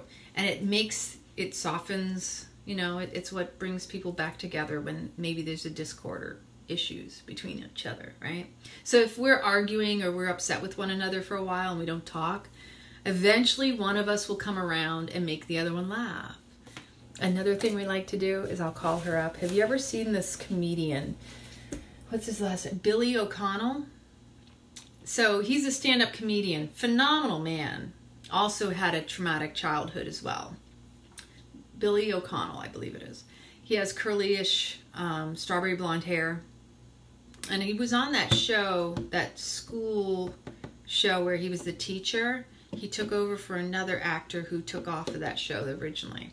But anyway, he did this stand-up and he talked about how was it the Irish ask each other to dance? Or the Scottish? I can't remember if it was Irish or Scottish. It's been a while. I'm going to have to look that up on YouTube, right? YouTube, you can find anything. And he's standing up and he says, so the man walks over to the lady and he says, well, are you dancing? And she'll say, well, are you asking? And then he'll turn around and say, well, if I'm asking, are you dancing? And she'll say, why, yes, then I guess I'm dancing. And my sister and I would play this, and so we go through this little ritual where sometimes we're already laughing before we say anything. I'll call her up and I'm like, Larry, are you dancing? She'll be like, are you asking? I was like, well, if I'm asking, are you dancing? She'll go, well, then if you're asking, then I'm dancing. And we're like, we totally crack up. And, it's just the way we break the ice that sometimes there's a tension between us. Because we're a little hard. We know this about each other. That sometimes we're already hypercritical within and toward our own selves. We have that negative self-talk. And then we turn around and it's like we realize life is a lot more important to enjoy than to hold that inside. So sometimes it's hard to let go of the resentment you may have toward another, but you got to find a way to lighten up and really embrace life and not get so caught up in the trauma that this mind is so good at creating. So right now, for anybody who just joined, we have organic coconut flour. Right now what I'm making is plantain pancakes. Okay, plantains are half the carbs of bananas, right? There's still a sweetness to it, obviously, with the carb, but they're much more optimal for this way of eating. So, what I'm going to do, I'm going to eyeball a cup. How's that sound? Because I was already saying that it's hard for me to write the recipe down, but I do have it written down and I will share it with all of y'all. I'm going to dehydrate them in my dehydrator, which I got at Aldi's for 40 bucks. Or was it? Yeah, 40 bucks, $39.99. Hey, you can't beat that. Dehydrators aren't cheap. Oh, I think that's about a cup. That looks like a cup. So I have a cup of coconut flour. I have a bag full of plantains that I had already separated. This is going to get messy. But before I do that, no, I'm going to put that in after. Let's see.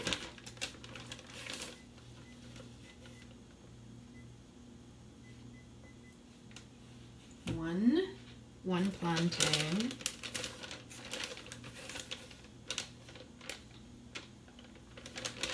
Two plantains. Okay, well, it's like more like 1.5. How's that?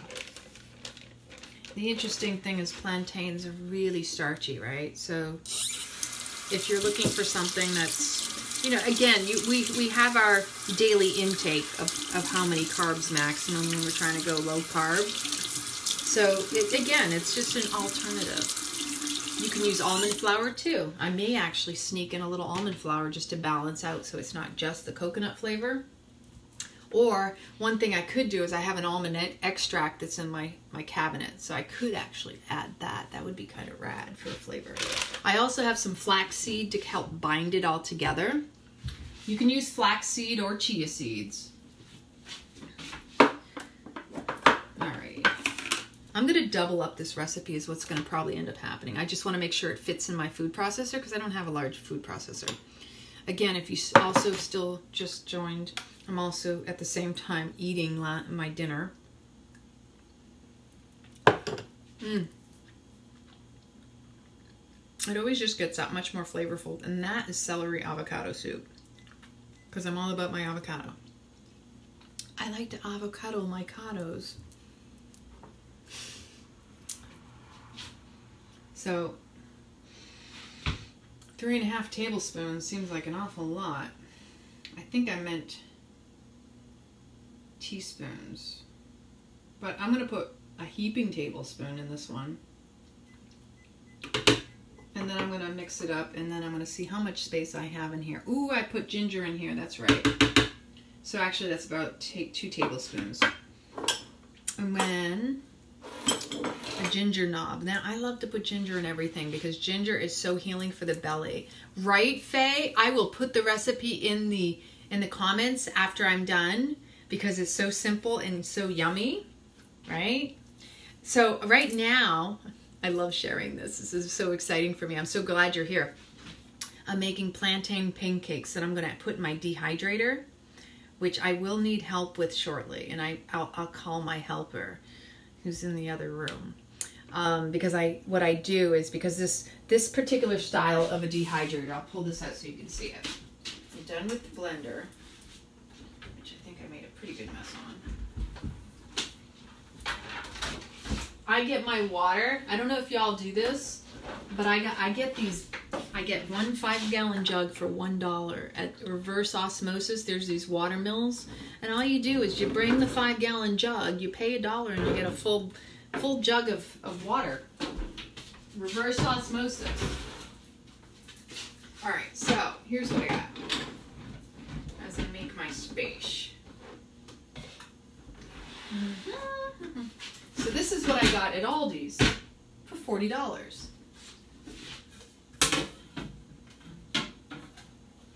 And I have some pre-cut sheets, but the last time I used these, I made, what did I make last time? I used parchment paper, which is a really cool way to, because I don't have the Teflex, which is those sheets you can put on, and I don't know if they make them like this, but if you cut them like this, they fit perfectly around each of those trays that's in there. And so for each pancake, and the last thing I made was, I think, I forgot, maybe like a kale patty or something, because they were, and I did different flavors. That was a lot of fun. I mean, I guess I could try the other side of them actually.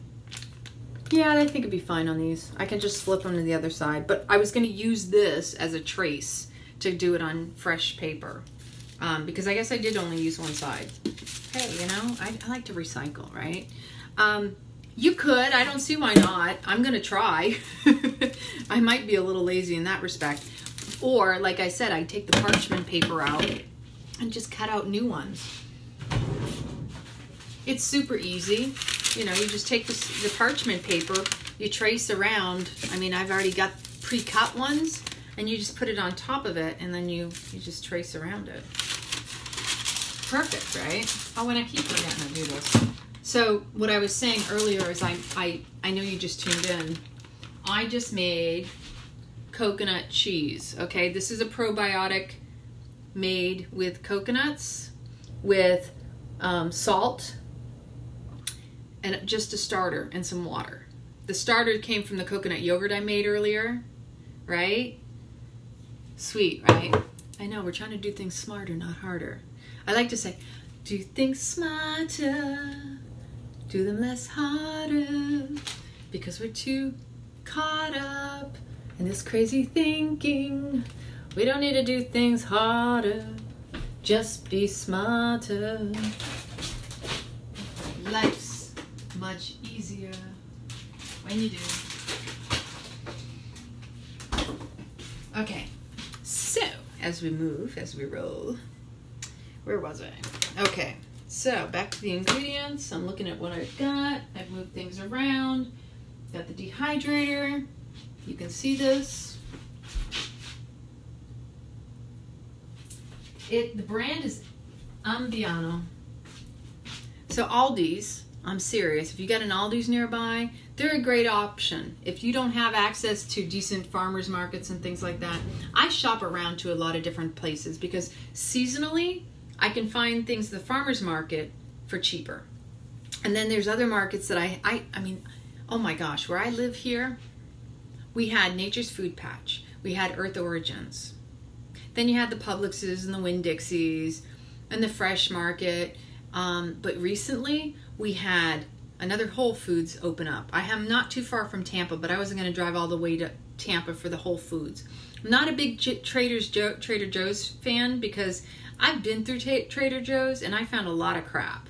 I mean, I know a lot of people like it, but unless you got a small pocket of stuff that's decent, in my opinion, that I would even use, I just didn't find them as beneficial. In fact, when Whole Foods opened, I saw they were rather expensive, but then because then a Sprouts opened up, then we've got an Earth Fair, We have wild fields that opened up. Oh my gosh, in my area, more health food grocery stores have opened up. They have to be competitive. You know, it's kind of like they have to compete with one another. So they're fighting for your business. And then you got Aldi, and there's this place called Save-A-Lot, and then there's other place called Bravo. And then I go to Tampa, and when I want to buy things in bulk, like the avocados, I buy a case of avocados with 80 avocados in it for what? $45 the other day or something like that. I mean, ultimately, to me, that makes more sense than going down and paying $1 for an avocado. Or this summer, they got up to $1.50, up to $2. And I mean, we're talking about Hass avocados. They grow down here. That's almost an insult. You know, I live in Florida. Now, like I said, a few years back, I was up north in Maryland, and they were cheaper in Maryland. And I'm like, wait a minute, they don't grow here. They have to ship them here. And they were more expensive in Florida. It's just a craziness, and you pay attention to commercialism. It's like the gas prices. And you go, why did the gas just shoot up this past weekend? Oh, that's right. It was Veterans Day weekend. Just saying. I know I'm not the only one who pays attention to the little subtleties of them playing off of supply and demand, because that's how it all runs. It's based on supply and demand. The higher the demand, the higher the supply, the increase causes the price to rise, right? Especially if they know. You all know when you go on holiday somewhere, you go traveling. Go figure, the price went up. Just saying. So then I said ginger. That's what I was going in the fridge for.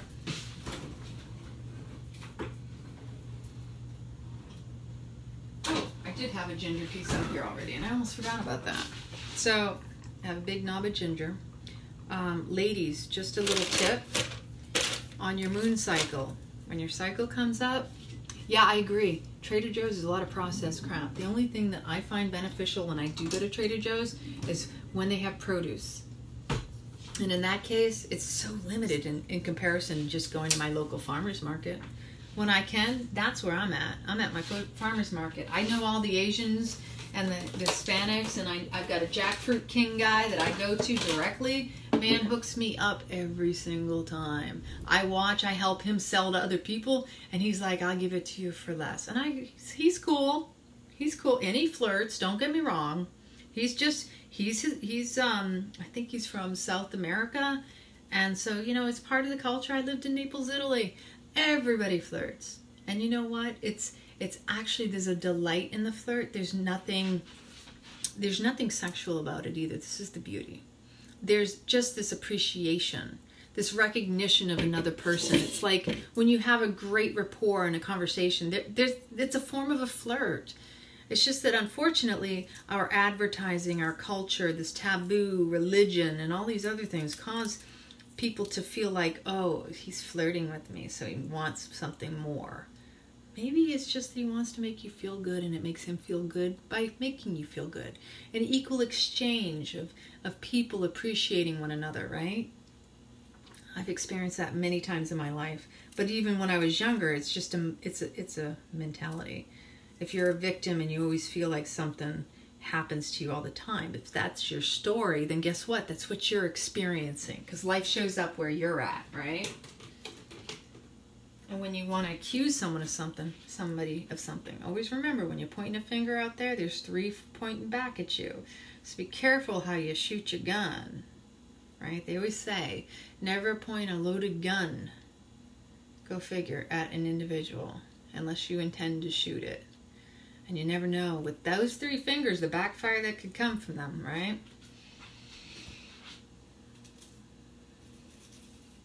So in my 10 plus years in the Air Force, I shot a few guns, go figure, because you always have to qualify and all that beautiful stuff. And when I was working on my computer science degree, one of my English classes I took, you had to do speech, right? Just all those standard courses you had to take. And I thought, you know what? I'm going to do a speech on how to assemble, disassemble, and the safety of a gun. So I've always been a wild card. Let me tell you, I brought my dad's my grandfather's samurai sword to school for show and tell when I was a kid, okay? I brought a cat to school when I was in, like, kindergarten or first grade. You know, like, the things you're not supposed to do, I did it. If they told you not to do it, I especially did it. I don't usually admit that too often. But then again, the type of mentality I have growing up was like, go ahead, tell me not to do something. I probably will do it. It was almost like my dad, he would say, and this is kind of embarrassing, but it's not a reflection of the person I was. It was a reflection of where my dad was at.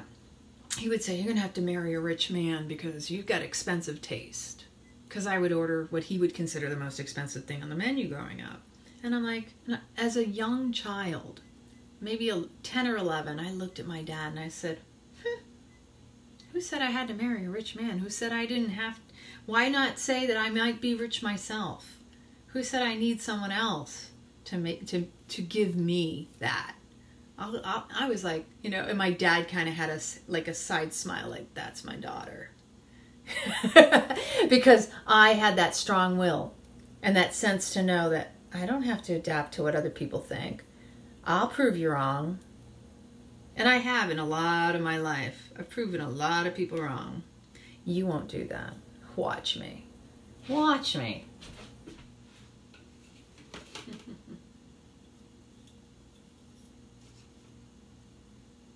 And then out came the Laurel and Hardy. Yeah. Like the slapstick comedies. I loved old movies when I was growing up.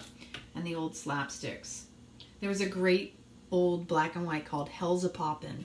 And you can actually find that on YouTube. Years ago I tried to locate it and it didn't exist. And then just this past year I learned that it is on YouTube and you can find it.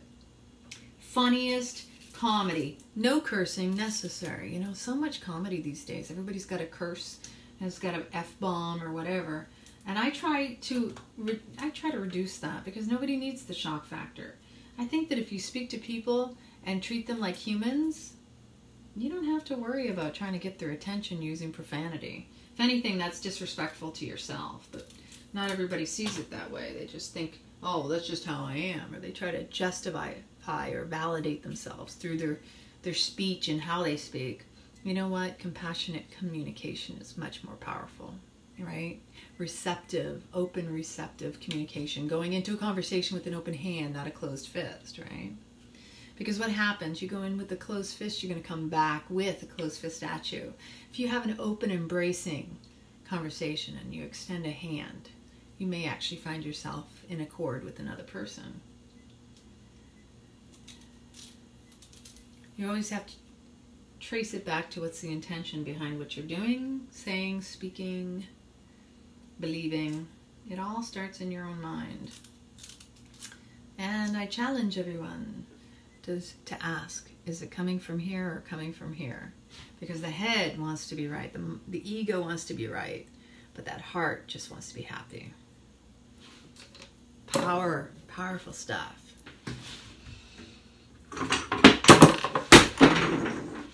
Oops. Did I mention I can get a little klutzy in the night? And I get a little sillier as the night goes on too. So I'm my own comedy routine. I make myself laugh. Even if I'm not making y'all laugh, I'm gonna laugh at myself. Sorry, buddy, didn't mean to startle you. The dog was sound asleep and his sweet slumber over there, and he's like, ears are up. But he's so sweet, he's probably just checking that I'm okay. There's no food on the floor.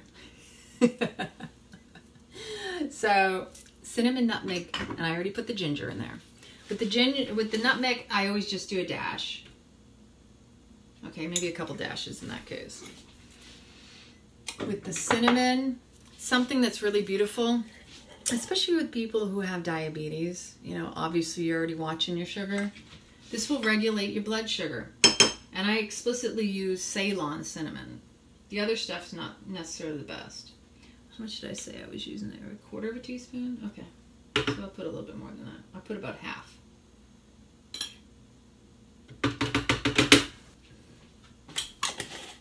This is so much fun.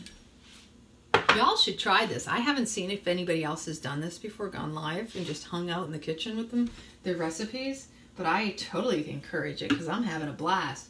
I think I could be hooked. Might come back if y'all like it enough. Okay, so we have cinnamon, nutmeg, ginger, some vanilla, which I'm out of the vanilla itself. My vanilla is really depleted. I need to order some more of the ground vanilla. But here's my alternative. Wow.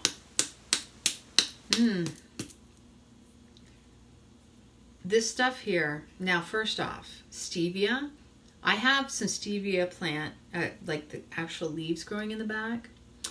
And the thing I like about this is when you take the stevia and some mint and you eat it together. If you've never had it from the fresh leaf, the leaf is amazing. It's unbelievable that you could bite into it. Just like if you've never had a moringa. This is a funny story. My dad, okay, I ordered some moringa. I ordered the seeds. I have some in a bag. The first time I bit into the seed, I was like, the most bitter flavor. I can't even describe it. I'm like, Dad and I tried it at the same time and we're like, whoa, where's the water? We both reached for the water. We had water nearby us. Like, hey, Dad, try this. We're both like with this reaction. We grab our water. We take a sip with this face like, oh my God. And we look at each other as we're drinking the water and we're like, it went from the strangest taste to this sweetness, kind of almost like the stevia, but not exactly the same. Moringa is so amazing. I learned about the moringa. I can't even remember. It was through my various research online. I just stumbled upon it. I have 3 moringa trees growing outside as a result because this is like a powerful tree. They say it's like fully beneficial. You can eat the leaves, you can eat the seeds. You can also, and the Indians use the seeds in cooking as well. The pods, the full pods. And there's flowers when they flower. Oh my gosh, different flavors on all of it. Super, super yummy actually. You can throw it in salads.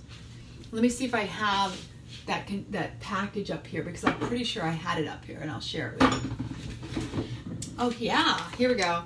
Okay, so these are organic moringa seeds.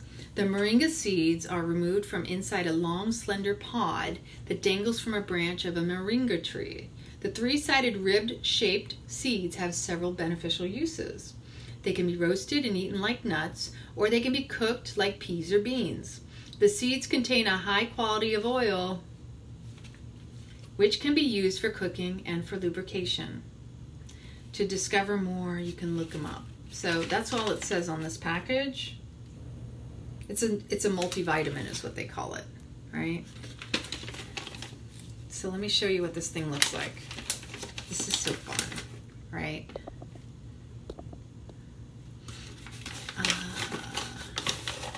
So when I learned I was allergic to gluten, that solved a whole lot of problems in my life. So check this out. This is one moringa seed. Let me see if you can see it very well. Oop. I'm just going to toss it all over the place. Moringa seeds are supposed to be also another superfood. And you can buy the ground stuff. I have some of that back here too, which isn't as flavorful as the seed. I have so many little jars in here. Sorry, I'm multitasking again. Like when you order the moringa, it's green in the powder form. But the seeds themselves, not so much. I think they use the leaves on that one because it's green. But these, let's see if I can cut it out. I'm going to need my water and make sure my water's nearby because I just told you that story and that's exactly what we had eaten. This is lucuma.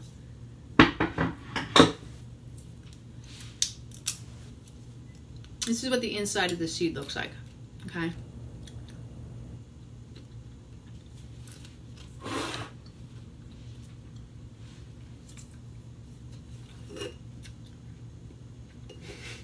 I'm not kidding. Oh, it's gross. I don't say that about a lot of things. Oh yeah, I do, but I mean the stuff that I'm willing to eat.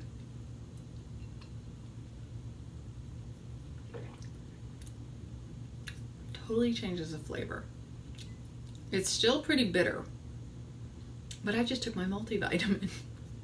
Oh my gosh. Ugh.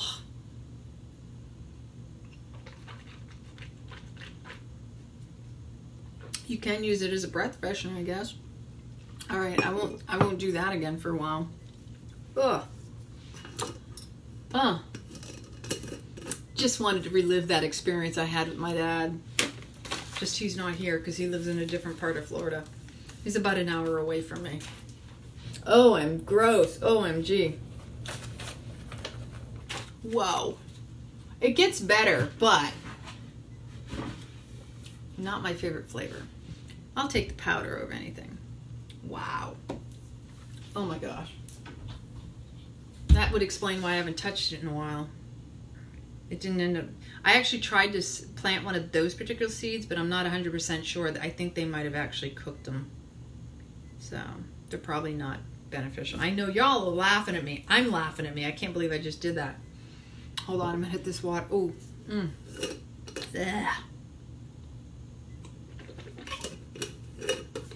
Ooh. It gets sweeter the more water you drink, though. That's the craziness. Actually, I got a solution for that. Remember I told you I was eating my soup, right? Celery avocado soup. That makes a huge difference. Huge difference. Huge. Huge. Y'all seen that movie, So I Married an Axe Murderer? He calls the kid, Heed. Move your heed. I told you I get sillier as the night goes on. Or the morning. It's almost 3, isn't it?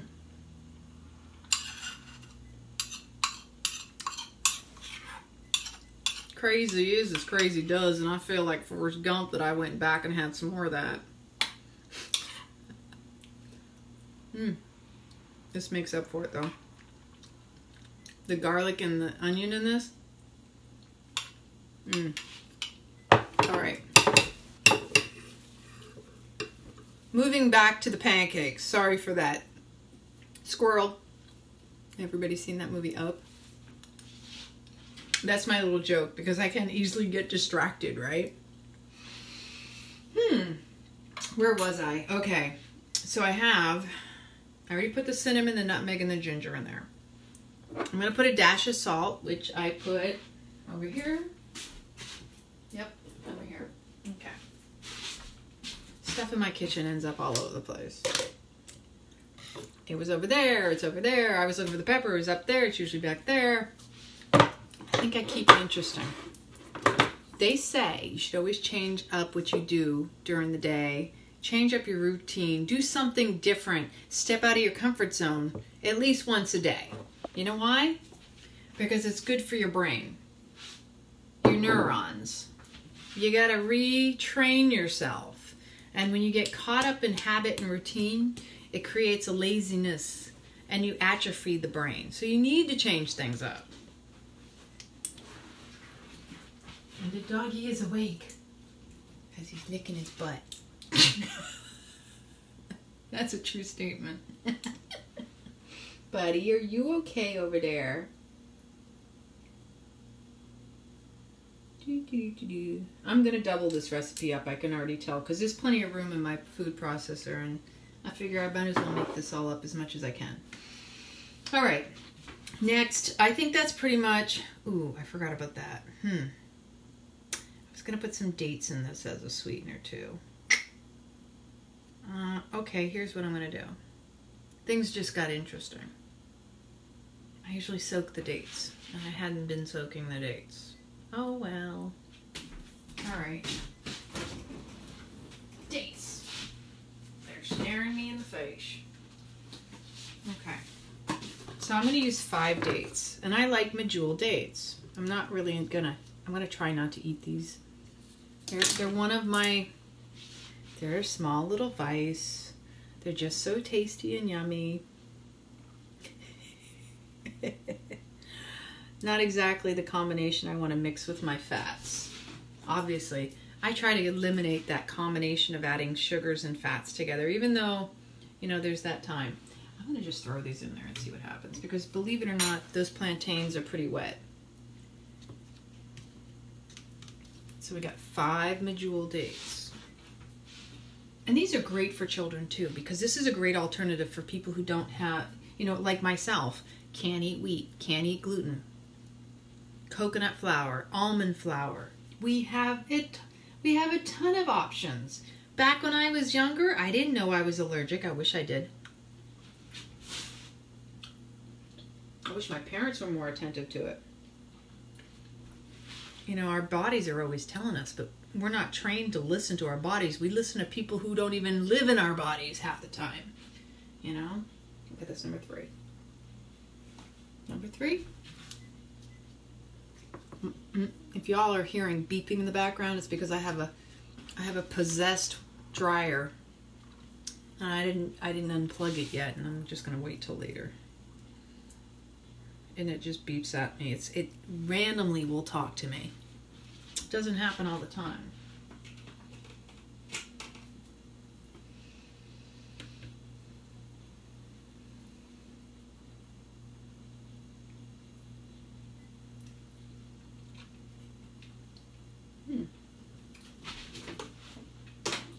Okay. That's a funky combination. Good for you, Faye. You know, I think it's beautiful when we've learned so much growing up, and we have so much more available information about this food. And exactly, I can only imagine how my family felt all those years. For me, it was severe stomach, right? My digestion was so bad, so bad. I was doubled over in pain all the time and on the toilet, and I just was constipated. And when I saw my niece, especially when I saw my niece, I felt heartbroken for her because she also was suffering from it. So here I am visiting with my sister, and my sister's husband was feeding her pizzas. You know, the quick and dirty, right? Let's just go to the pizza. Let's go to Whole Foods and get a pizza, which doesn't make it healthy just because it's at Whole Foods, first off. And it's gluten pizza.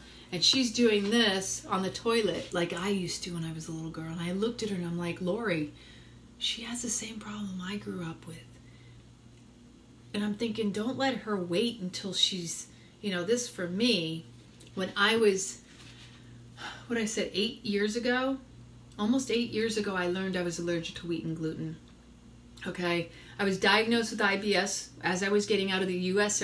Air Force. So I'm a veteran, just in case you're wondering. I spent over 10 years in the Air Force. It took them several years to do all these tests on me to determine, oh, she's got IBS, irritable bowel syndrome.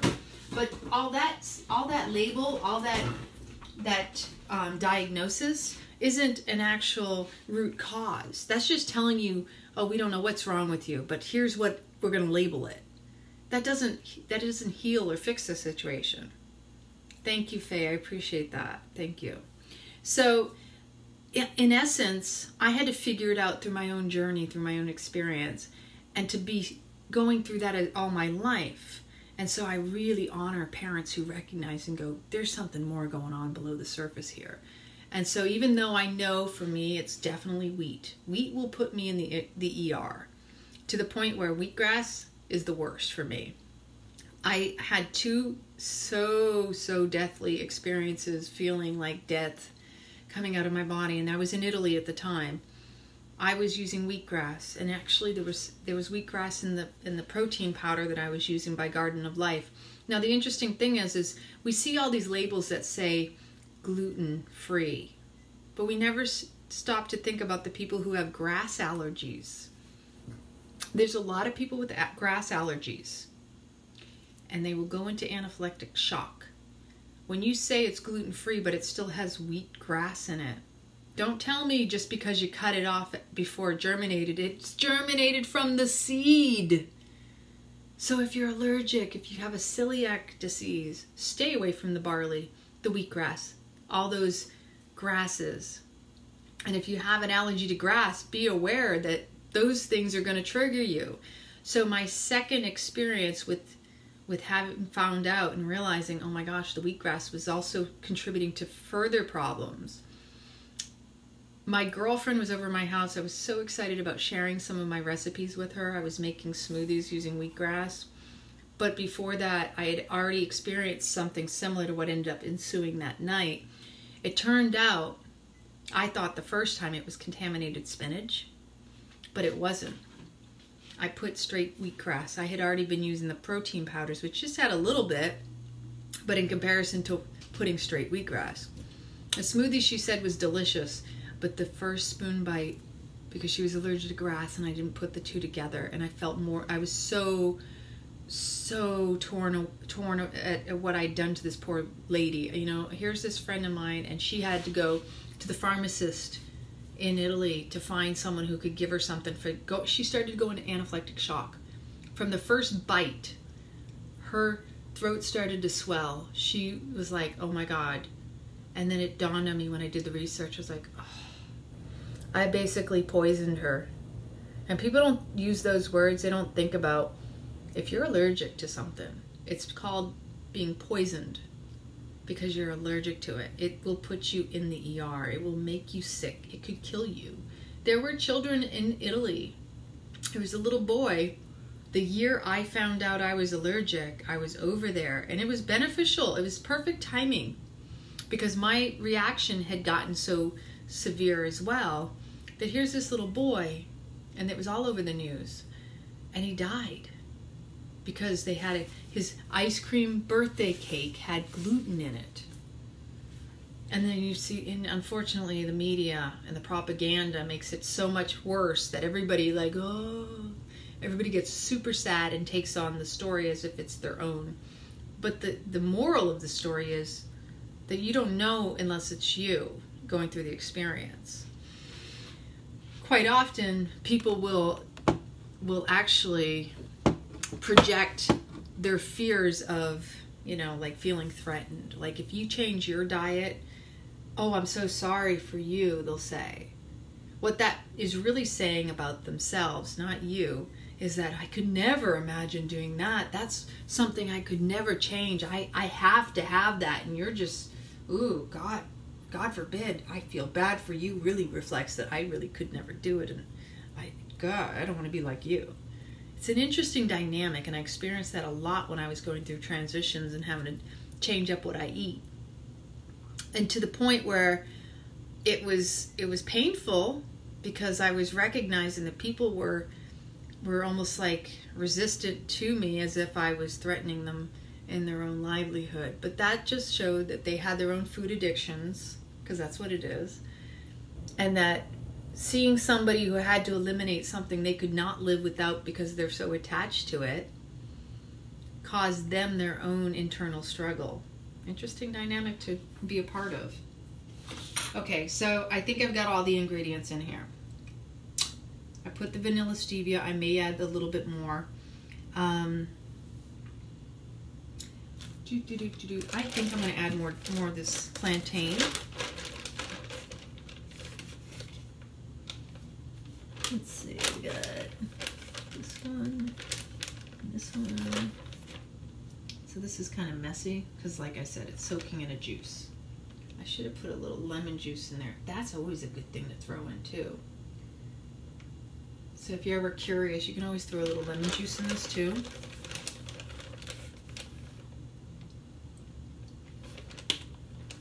I'm just smelling it because plantains are funky, and it's totally different texture. So if you're used to using bananas, plantains are an interesting change up. I really need to use all of this, but I don't know if that it's all going to fit in there. So I'm using as much as I possibly can. It's going to make for fun food in the morning for breakfast, right?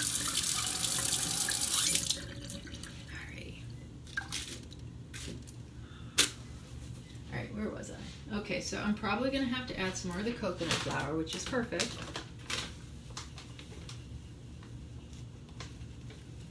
Got plenty of it.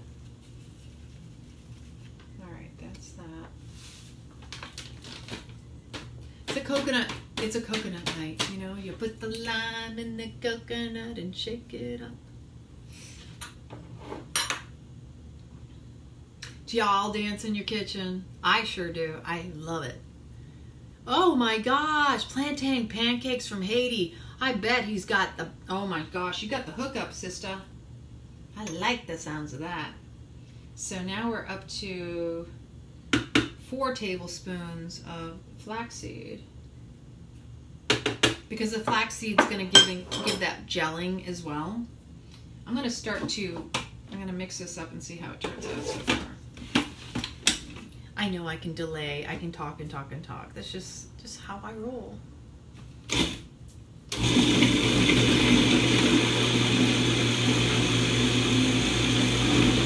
Sticky, sweet, nice to eat. Great alternatives, especially like I hope this is a great inspiration for you today. Oh, it's definitely sticky. Interesting smells. Oops, that fell out. Like that. I compost out all my produce because I have a huge pile in the back. Awesome, I'm happy to hear that. Woo! This is awesome. I will post the recipe in the comments as well for you, dear.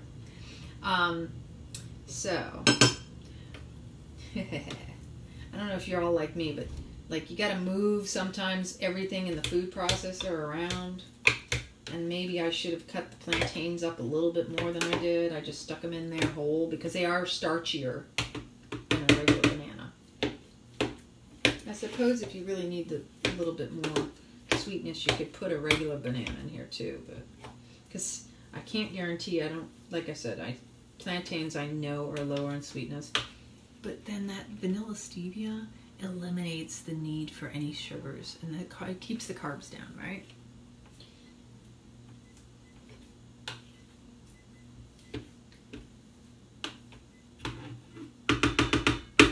Adding another plantain, because the moisture from the plantain is going to really break this down a little more. So funky. Such a different flavor than a banana, right?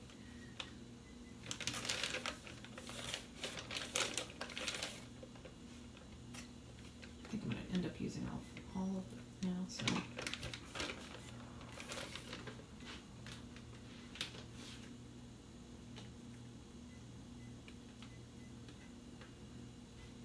Funky. Alright, that's all done. Yay. Can't wait to hear how yours turns out too, because this can be so much fun. And you may have to adjust the flavors. Like I said, you might add a little bit more of a different spice or something that, you know, imparts like those herbs, or like I love cinnamon and nutmeg and ginger and all that stuff. So maybe you add more cinnamon, more ginger, maybe a little allspice. Maybe a little, I like to use fenugreek seed because it gives it a caramel flavor. It's one of those Indian spices too. The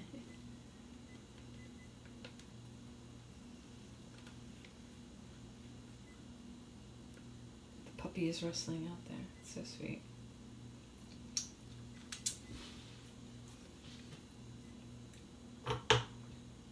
Alright, let's see if that makes it a little bit more mushy. I might need to add a little water.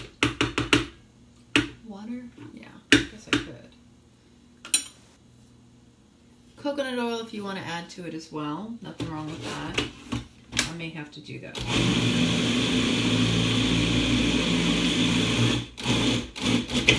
Actually, oops, there I go dropping stuff again. So I think what I'm going to do is I'm going to add some coconut oil to this. In a second.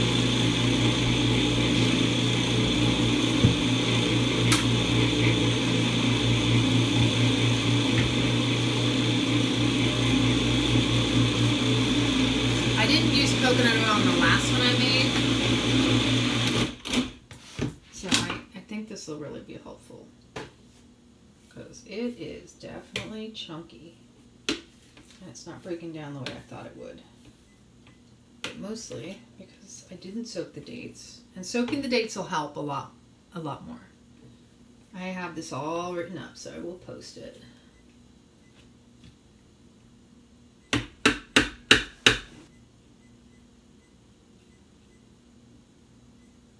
I'm kind of laughing because that deep, deep, deep, deep, deep, that's my possessed dryer out there.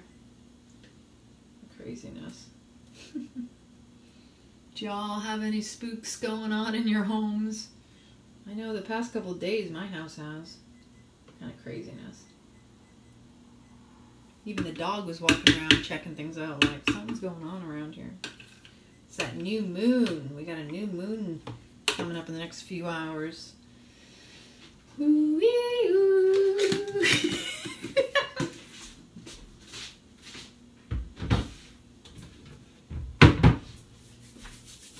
It's got us all amped up and we never know. Hey, we're 70% water. And then when they try to turn around and say that we're not affected by the moon, that's a bunch of crap. Because just like the water, right, the tides, they're affected by the moon. If we're 70% water, of course we're affected by the moon. The water, emotions, right? It's completely tied together. I get my dates. Okay, so there's so many different ways you can find your dates. You can find them online. There's several different places you can order from. I got these particular dates at a place called Sanwa, which is down in Tampa, and I buy them 11 pounds. They're by the case. I buy it right now. I know I need to buy 2 or 3 cases because in this house they go quickly. That shows how much the dates get consumed, right? Here we go. Here we go. Oh, this is really, I think it needs some water too. But see, here's the thing. If I'm going to dehydrate this, I really want to make sure it gets mixed well, because then I don't have to worry about the water being dehydrated, because you want to really keep it as dry as possible so that it really forms properly.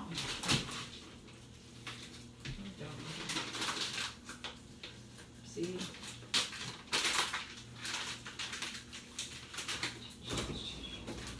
Okay. So the coconut flour goes in there.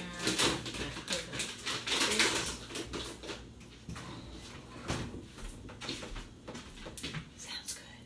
Okay. So everyone cross your fingers for me that this is going to work this time with a little bit of coconut oil. Boy, maybe I put too much stuff in here just like I was looking at it thinking I would. It happens. You know, we trial and error.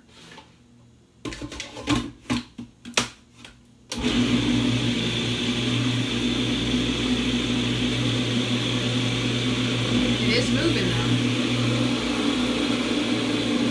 Oh, here we go. Yeah, I was making it doughy.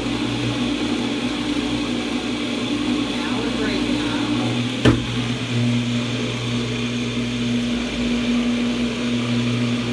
That's how I get it to move around my processor. I don't have a very large food processor.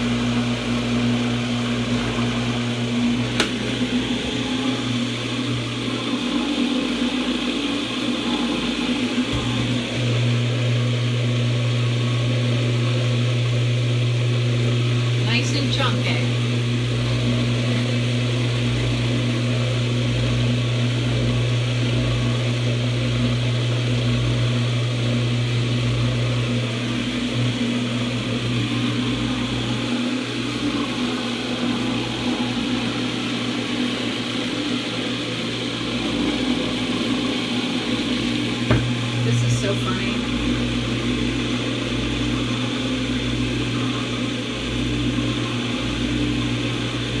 Again, they're really starchy, these plantains. So let's try and see how this smells good. Let's see if it's mixed enough to try it. It's very doughy. Oh my gosh, this is fun. But I still see that the dates didn't fully break down because, again, I should have soaked those. Yeah. You know what? These are going to work. I definitely want some more of that vanilla stevia. Oh, that's good. See, the last time I made these, I made them using regular bananas. And that worked really, really well. But I was, again, looking for less carbs. 1, 2, 3, 4, 5, 6, 7, 8. I'm mostly using this to try to get the vanilla flavor. Because like I told you, I don't have a lot of the ground vanilla left. But I think maybe I'll use a little bit of water just to kind of get it to moisten up a little bit and move around a little bit more. I am going to add a little bit of this almond extract. Kind of trick it into giving it the flavors if I use the almond flour, which I probably could have. But I like to play with a different flour every once in a while. Makes it more fun. And then you could even put chocolate in there, like cacao or carob, or what do you call them? Chocolate nibs for crunch, right? Or you could put them on top. You know, it just depends on how you want to play it up, because that's one of the things I would consider doing. All right, so while I'm at it, I'm gonna just do a little water against my desires. Let's say that's at least a half a cup.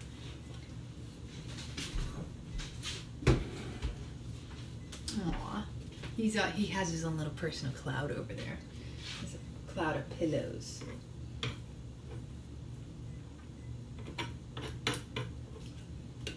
Ooh, that smells so good because I put the almond extract. It smells super yummy. Especially with the vanilla stevia. You know what? I don't have a problem with maple syrup. And you know what? After you dehydrate this, see the last batch I made, I put just a little drizzle. I know the carbs, but I grew up and maple syrup is a New England thing. I'm from Massachusetts. I love maple syrup. And actually maple syrup is full of all sorts of nutrients. It's got minerals and vitamins. Super good for you on the one hand. It's the fact that it's processed and the more it sits and they actually heat it up. Oh my gosh, Faye, where are you again? Where are you located? Because when you get it freshly tapped, I know what it tastes like. It's completely different than what you get in the stores. And the different types of maple syrup, oh my gosh, different tree syrups, I should say, right? Yeah, right? Yeah, exactly. That's right, you said Minnesota. I do recall reading that. You know, oh my gosh, when you get it tapped, it's lighter. It's not as, yeah, and it takes a long time. It takes a long time, doesn't it? You actually have to boil it down and all that. And that's what makes it so much thicker and concentrated, but it is super high in all sorts of great minerals. Oh yeah, from the drugs. Oh, good for you. That's a great source of nutrients.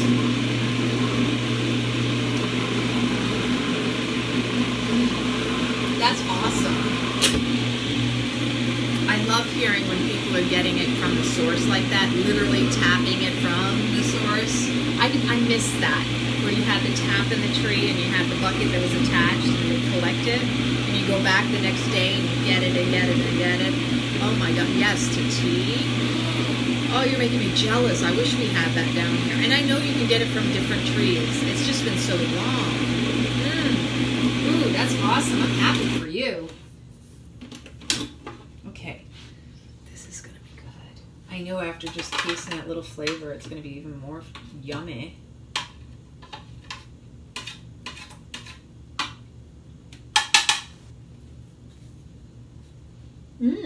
Oh my gosh, just to smell it. Getting to know you. Getting to know everything about you. I do. I break into song as I dance and run around my house, talk to myself sometimes, laugh at myself and have my own inside jokes. Oh, that's so cool. And that's a great experience. See, because I remember that from my childhood. We had chickens. We had a mini farm. My parents moved us from Boston, Massachusetts, up to Houlton, Maine. Last exit on I-95 before you get to Canada. And New Brunswick, Canada, across the border. I'm just going to say this. We had a big family, and to move so far away from my my cousins and my aunts and uncles. My mom had a big family, Irish Catholic. And that was kind of heartbreaking as a child. We had chickens, we had a pony, we had a goat, we had a bull and a heifer, we had lots of cats, a dog. We had a couple dogs actually at one time. We had an Irish setter at one point, Bubba. He was kind of funny. He hated my corduroy pants. I had a pair of rusty colored corduroy pants, and he would nip as I was going out to the bus. Whenever I wore those pants, it was the same color as he was, and he would nip on the very back edge of the heel of the pant leg. And I'd be trying to get to the bus, shaking off the dog. It's the weirdest thing. And then we had a Labrador named Pooch. Pooch was the bomb diggity. He was like the dog. This dog hung out with the coyotes. He'd come home after, hanging out. Yeah, seriously, it was funny. He'd come home, he'd go rolling in carcass and come into the house like, oh no, Pooch, out of the house because he stink. And that's how they show, like, I'm the dog, I'm the alpha dog. He was definitely an alpha dog, let me tell you. It was the funniest thing. And then when he'd get caught up with the porcupines and he'd come home with the quills in his muzzle, oh my gosh. My dad would have to sit down and we'd have to hold him down and he'd have to pull each one out of the quills. Oh, now that is good. Yeah. If you have almond extract and the vanilla stevia, if I didn't already show you this will be helpful. I like this brand a lot because the stevia, a lot of stevias out there leave a funky aftertaste, especially if you're using the powdered stuff. This is the stuff I use, Omica. And if you have access to the fresh leaf growing, that's 10 times better. And then use ground vanilla. I just don't have any ground vanilla in here, and this just imparts the flavors a lot quicker and easier right now. And then the almond extract. And this stuff, I like almond everything, right? I'm excited for you too, because then it's like, yay, we get to share this experience. Virtual reality, like, this is the cool thing. So in my background in computers, in my 10 plus years, plus I was government contractor after I got out of the Air Force, my old life was that I was an IT systems engineer. So computer systems engineer. And I've worked on everything from database administration to, the powdered stuff. Ugh, it's almost as bad as like that aspartame flavor. It's got that weird aftertaste. I don't trust it. Or Truvia. Ugh.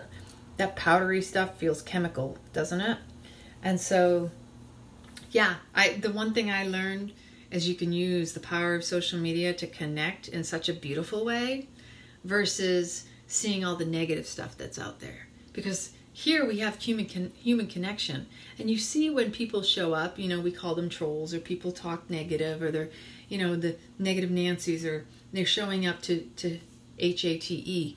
You know what's really sad about all that? Is it just shows a reflection of where they're at in their own life. And so I just say, bless you, I send you my love. Because I can't do anything to change you, and I'm not here to fix anyone. We can only choose that for ourselves, right?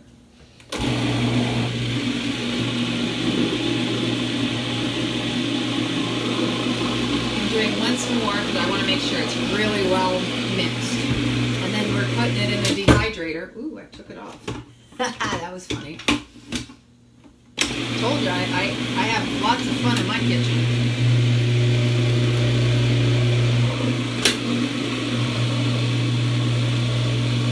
I believe in one thing. You choose your battles, or you don't. You react or you respond.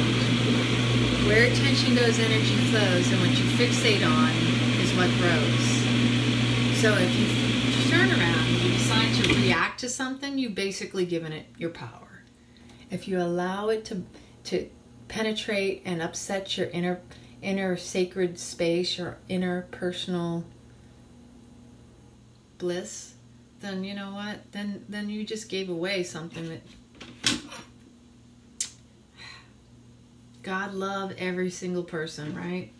We all have an internal struggle to some degree. That little story about the wolves We all have the two wolves within us. It's just which one do you choose to feed? All of it's a choice. So I personally, I don't watch the news. I don't get caught up in media and drama and all the stuff that's going on around there because I don't have any control over what happens outside of myself. I only have control over what's inside. And it makes me happier to be here with y'all, that we can serve one another, help inspire each other.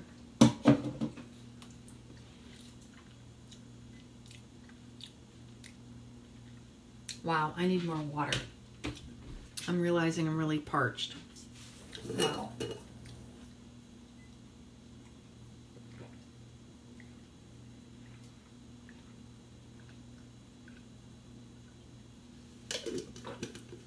I think I put a pinch of salt in there. I probably didn't need it if I didn't anyway. Alright, so the salt's been utilized. I'm so excited. I haven't done the cheese in a while. This coconut cheese that I made. So simple. Alright. I might need a helper. I might have to call someone in here to help me.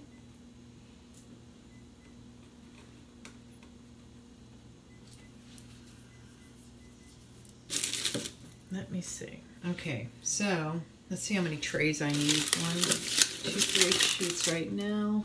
I have 1, 2, 3, 4, 5. And if I really need space, I've got this bottom that I can put some stuff down there. Okay, we could do that. So 5 total, and I have 3 sheets done. Honey! Are you busy? Are you still awake?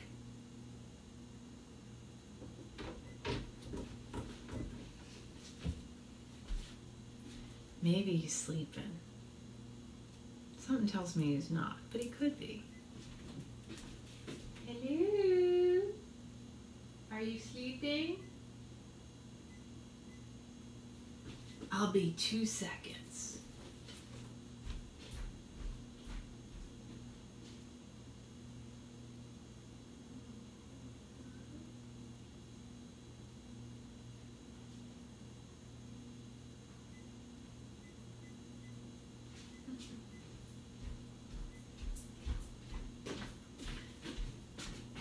It looks like I'm the only one pulling an all-nighter tonight. Can you do me a favor and tell me how long I've been going? I know the time, but I can't remember when I started. And I'm just gonna finish this up. But I do need to cut the parchment paper. And so as a result of that, that means that it's me and I don't have any help. And that's okay because I didn't realize he went to sleep. But if he went to sleep, that's good. He needs it. I seem to be able to pull this off a little bit easier than he can. So, you know, we know our strengths and we know our weaknesses, and we don't try to impose our strengths upon someone else, right? It actually is super sweet because he did say, if you need me, just let me know. I'll come out and help you. And so...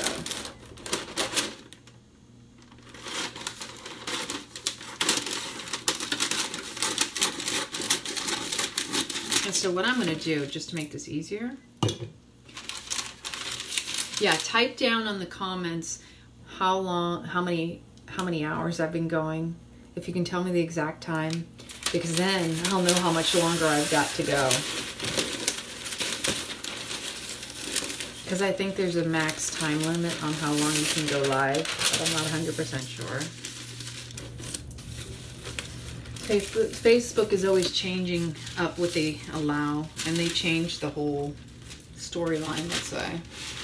Okay, so 2, I've already got 3, but I'm going to cut some more of these because I don't know, this is fun. I use the parchment paper just because I don't have the Teflex. You know, if I had the big fancy dehydrators, then you know, you can buy the Teflex for those. Okay. Wow.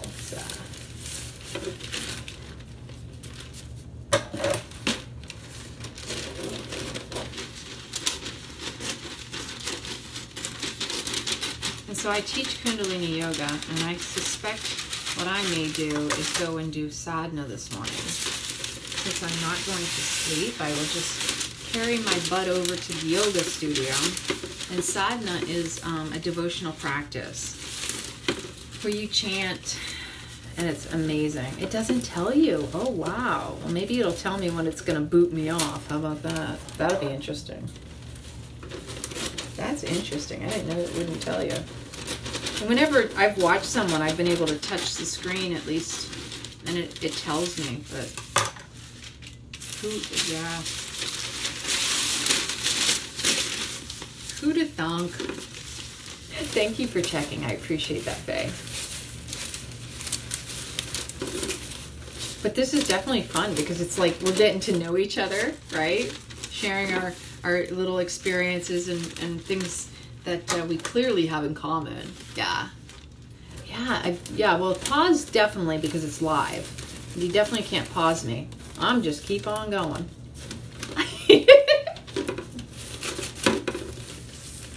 If I laugh hard enough, he'll probably wake up. I'm not trying to make him up.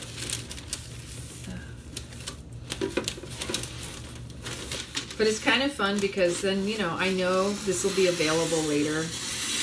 And then people will probably be like, who the heck went for that long? I tell you what, I've seen these long videos. Oh, that's so sweet. How old's your daughter? I teach Hatha and Vinyasa as well, but I really took to Kundalini Yoga because I found it to be so healing. Like, I never did something in my life that made me connect so deeply in my mind. Oh my God, that's so phenomenal. 10 years old, I wish I knew.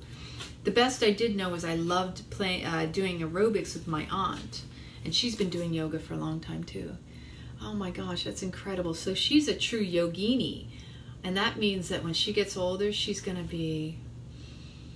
You're raising her in the most beautiful way ever. I admire that, and I admire you. Oh my God, you inspire me. If I should ever have children, that's what I want to be like. I want to be that kind of mom. Yeah. I never say never. And I'm sure you can also attest. They mirror you, don't they? They tell you everything you need to know about yourself, don't they? I see it with my nieces and nephews and how my sister will get frustrated, for example. And I'm like watching this dynamic and going, oh my gosh, my sister doesn't see it. She doesn't see that when she's in her own space of anxiety and upset, that my niece is mirroring that right there to her. That the same emotional upsets that my niece goes through is really a reflection of what's going on in my sister. And truly, that's powerful because, I mean, they're teachers, aren't they? They're little Jedis. That's a gift. Okay, so this is the fun part. I get to trace it out. I'm going to track it with the other pieces too. And look, it's already plugged in. It's blinking at me. It's winking and saying, I'm ready when you are. Okay, so these can actually be just slightly larger than the ones that are in front of me. Cool. Well, the first time I didn't actually trace them out. I had help. And so when I make them, sometimes I make them a little bit bigger. This is perfect. I love this. So it's probably easiest to make the hole first. What a process, right? Two things, actually. You can trace off the edge because in one sense I can cut this straight across. It should be okay to do. I feel like there's an art to all of this.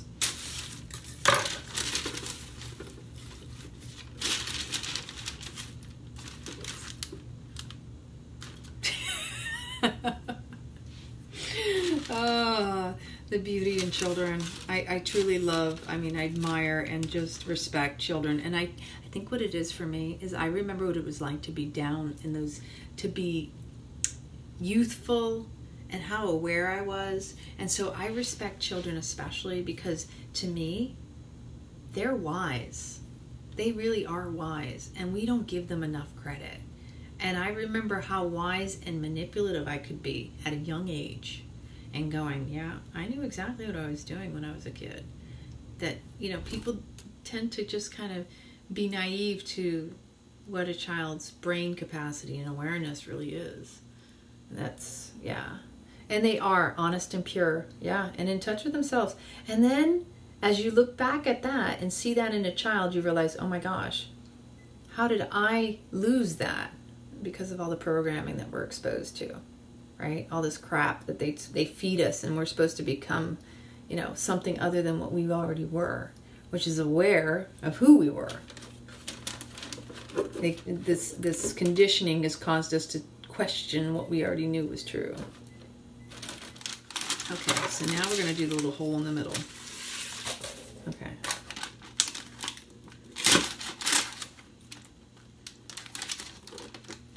Okay, that needs to come all the way out here.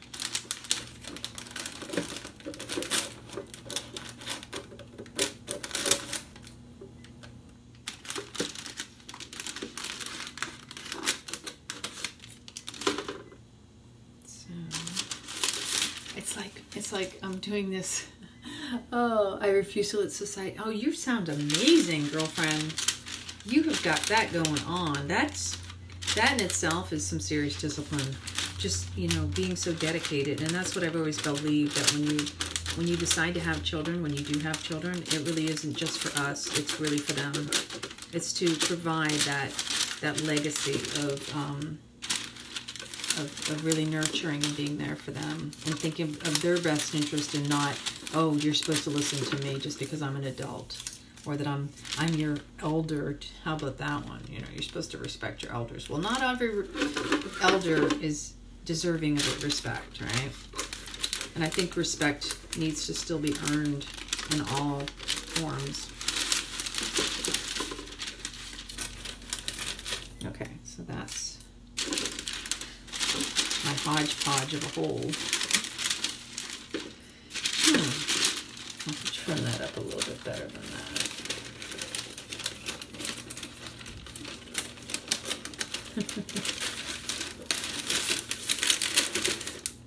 What's funny is my neighbor looks like they just got home from going out. And it's 333. How funny is that? Oh, I love it. Okay, so that and that.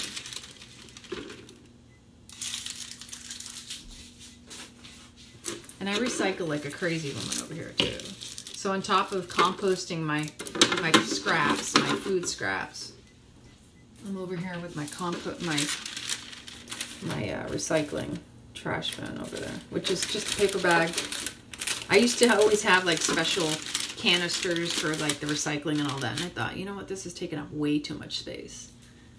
Aw, that's so awesome. I know, if they were up. That's so cute. That's adorable. I love that.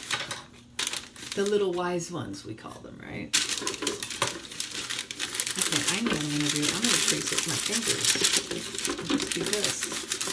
I'll mold it into the container.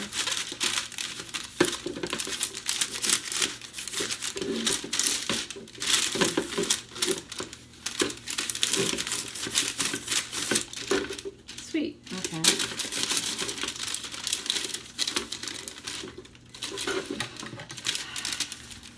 Alright, so here we go. We're going to trace it around.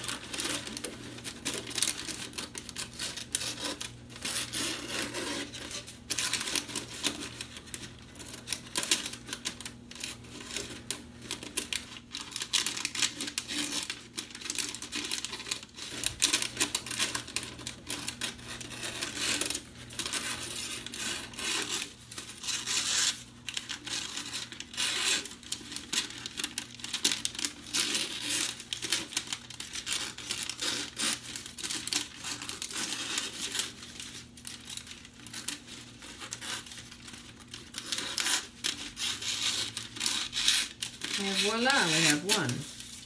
I wish I could do more than one at a time, but unfortunately. Oh my God, I love that they, pushing you to be a better you. See, you know, and that's what really the gift is. is that we're all here to serve in some capacity to be the best version of who we are. And that really the reaching for the stars is that which we are. Ooh, poet, you didn't know it. I wax poetic too. I love to just rap like that. Awesome. Okay, look at that, perfect fit. And clean. So let's see, I've got, how many more? Total 5 actually. So let's see if I can get the hole on this one a lot better. First.